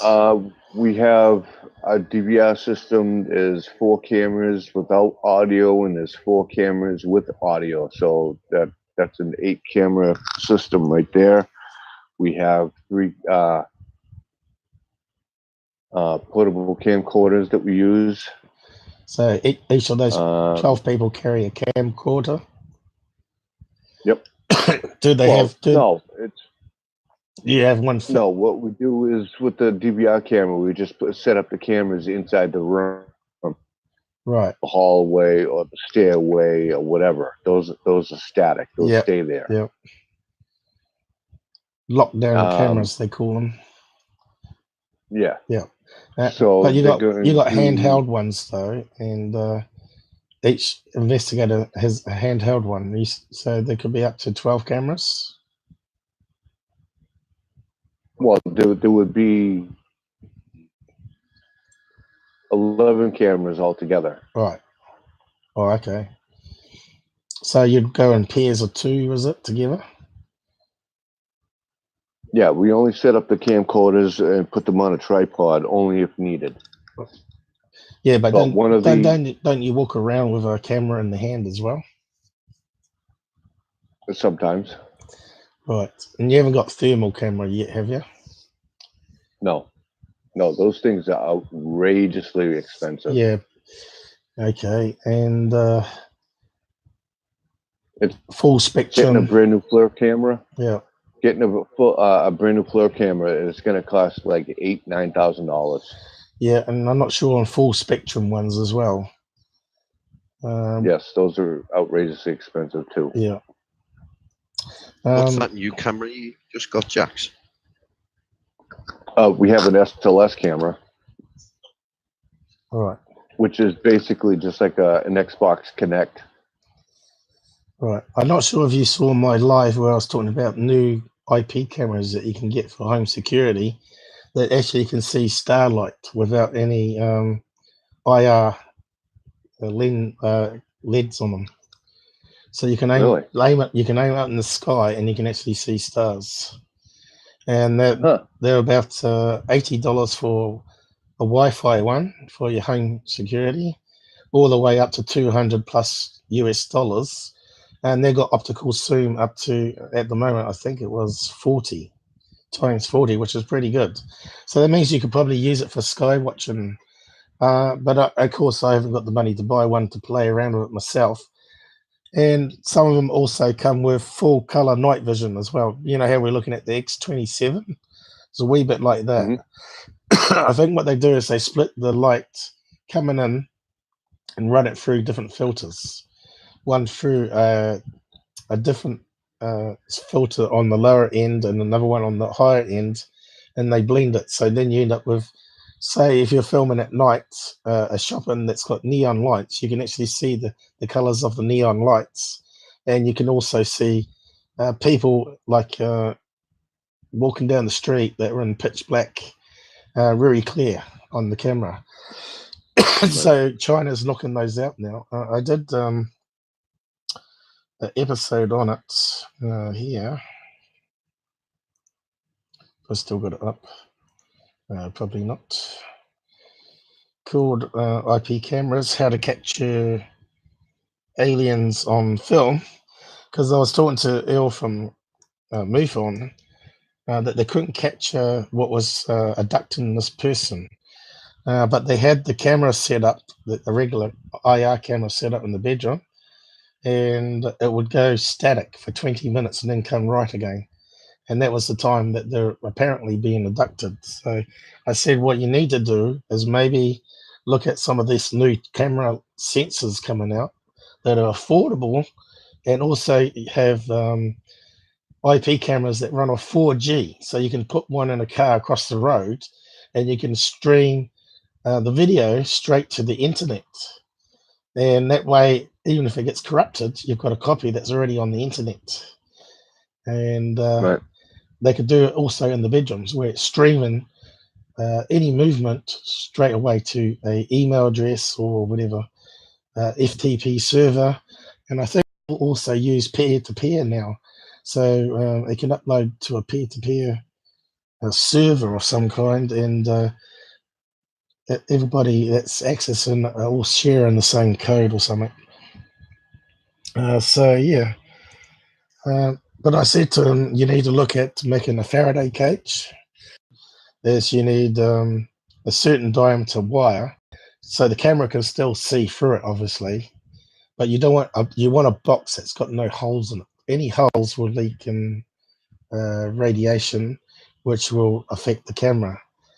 Now I don't know if he's done that or not, but he said he was going to try and build one and do some experiments like I've suggested in this one down here. Where is it? Sorry guys, I haven't been watching the site. Galactic News, how's it going? If you want to join the chat, Gerard, just click on the link in the Hangouts. It's currently got Jaxx and Vern and Qqqvid on there. So, Unfortunately, Paul, I'm afraid I'm going to have to leave, mate. okay, thanks for joining us. It's good to have you on. More than welcome. We'll see you again soon, hopefully.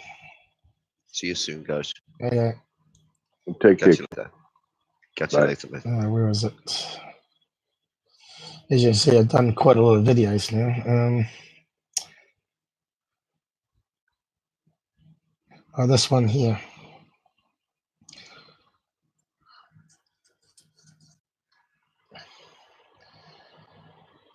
I'll just mute it.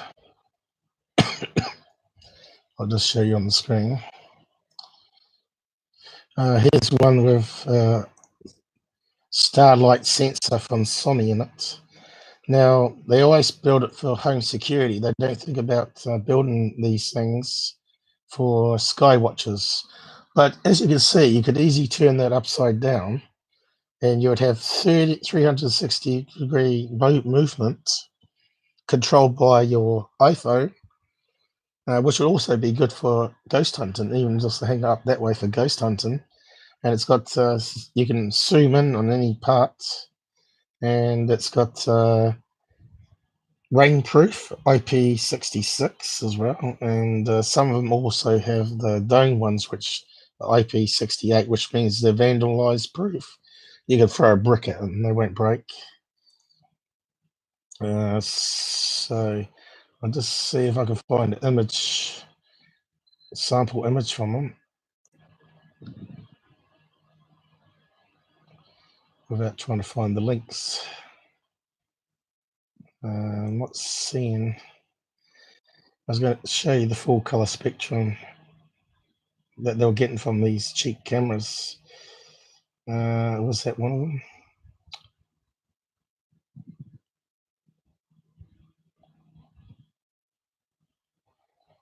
Probably not. Oh, here we go. I think it's this sort. Nope. It is a good camera though.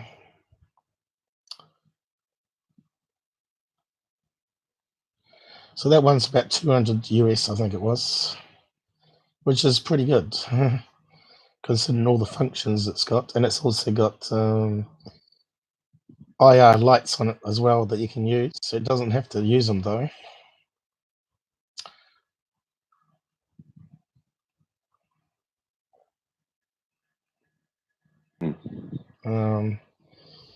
Yeah, I'm not sure if that one had the picture.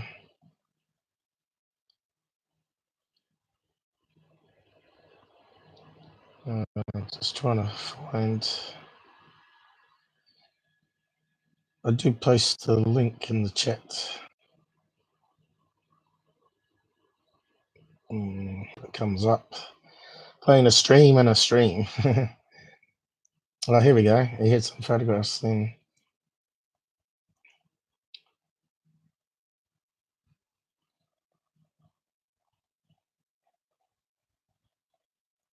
It's such a long episode. Anyway, they call it the starlight sensor. Does that one have it on there? These are another interesting one. They run. Where is it? It just clips into a stand, and you just charge it with a USB ion battery, and you can also get it with a solar panel for home security, and it just keeps charging the battery, and it's totally wireless. And it has it's a bit blurry there because it's not on 720 probably, but it is a starlight sensor. There is a starlight sensor, Wi-Fi camera, and it's about $150 without the, and $350 for the solar panel that comes with it. But I was just trying to find it. It's not as good as the X27 we saw, of course, but it's getting up there, and it's now becoming affordable. And it'd be good to get one of these for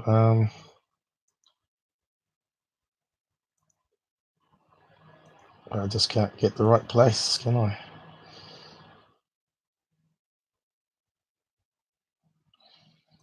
Anyway, I'll just post the link on the side there if you want to grab it and watch it sometime.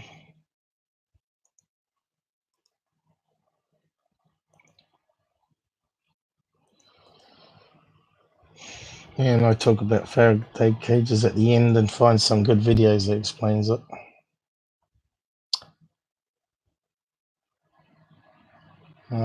Where is it?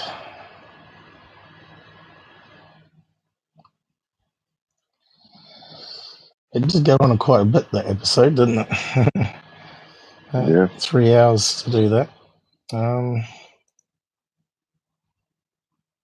I mean, we picked up a new device. It's kind of like a ghost box, but it has a built-in a Faraday bag inside of it. Oh, here we go. This is like a nighttime image you get from these cameras. Look at that. You can see on the street, and they're like some of them even go up to 4K, I think, but these ones are like 1080p. So they call it the Starlight, and they call it full color night as well. But that's not the best image. There was another one I come across with an example of what it meant to do. But as it's being Chinese, you can be a wee bit skeptical of how good the quality is. So the only way is to buy one and actually have a play with it.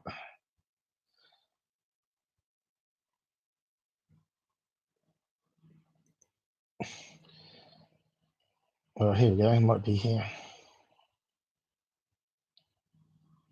It was here somewhere. It was on the thumbnail. No, it's not on the thumbnail now.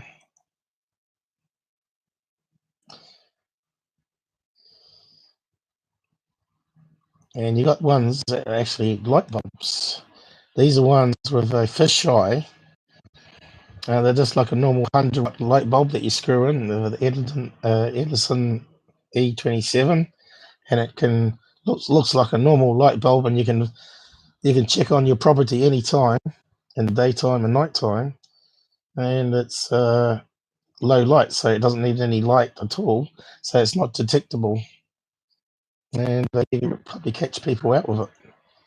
They're like little, just like normal bulbs, LED bulbs, but inside, in the middle, is a 1080p wireless camera with a fisheye lens, 360 view. So you might even be able to use some of those for your investigation. I don't know.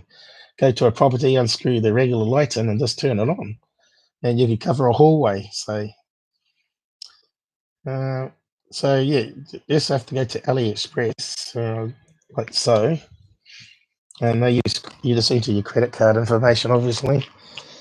I've bought stuff from them for over the years, and I find there's probably 1 in 5 Chinese bad operators, and they know they send defective products. So they get bad products returned to them. I'm pretty sure they send it to Western people as a new product when it's not, and it might have a fault, like a loose connection or whatever, So they can offload it, and they know that because our postage is so expensive, we won't send it back.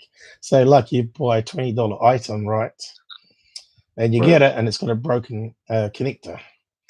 So it's going to cost you $20 just to post it back and get a refund. I know people won't do that. So what you do is you normally put up with it and you complain and you ask for half the money back, which you can actually get half your money back if they can see the damage on photograph. And then you can just chop it off and put and solder a new plug on yourself. So I've often had to do that, but most of the products I get are actually just okay. They do as they promised, and I've not had any problems. Like at the moment, I'm using this LCD screen, a portable one that you connect into the USB off the laptop, and it makes you get 2 screens. And I've not had any problems with it, and it's brilliant. And it only costs $200 New Zealand, which is about 150 American, and it makes it a lot easier to do streams, of course. So in here, just type in Starlight, and there's new products coming out all the time. So, and just do a search for Starlight camera, maybe IP camera. Oh, here we go. Look, come up with a click, and you can just go through what it puts up.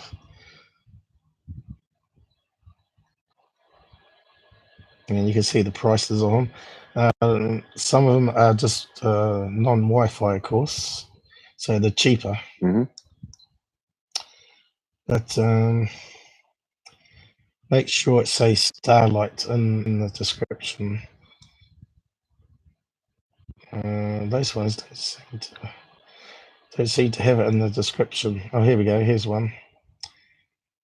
1080p Sony, $43, but that's a non-wireless one, but still, it might be all right to play around with for investigations or whatever.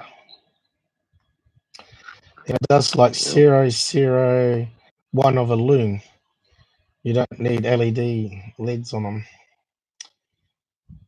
them. Probably tell you in the information. Here you go. This one's got color image, 24 hours, 12 volts, multiple lenses, 8mm, 6, vandal proof.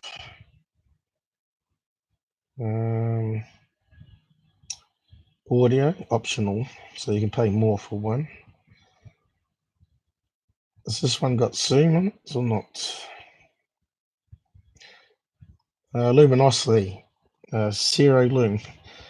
I think it's probably 0.001 lume is what they mean there. But you got to remember it's Chinese, so they sort of exaggerate things. So this is a sensor that's coming out called the Sony IMX sensor range, Starlight sensor. So you can keep going through the list and looking for more, of course.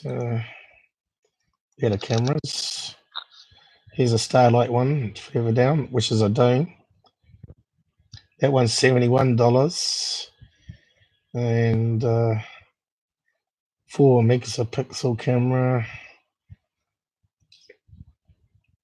But that's obviously not the best quality. There's 8 megapixel down, further down. The other thing you can search on color, Starlight color, I think it is. Not all of them have the color option.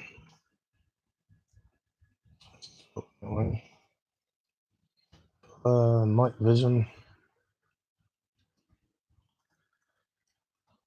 With too many keywords there.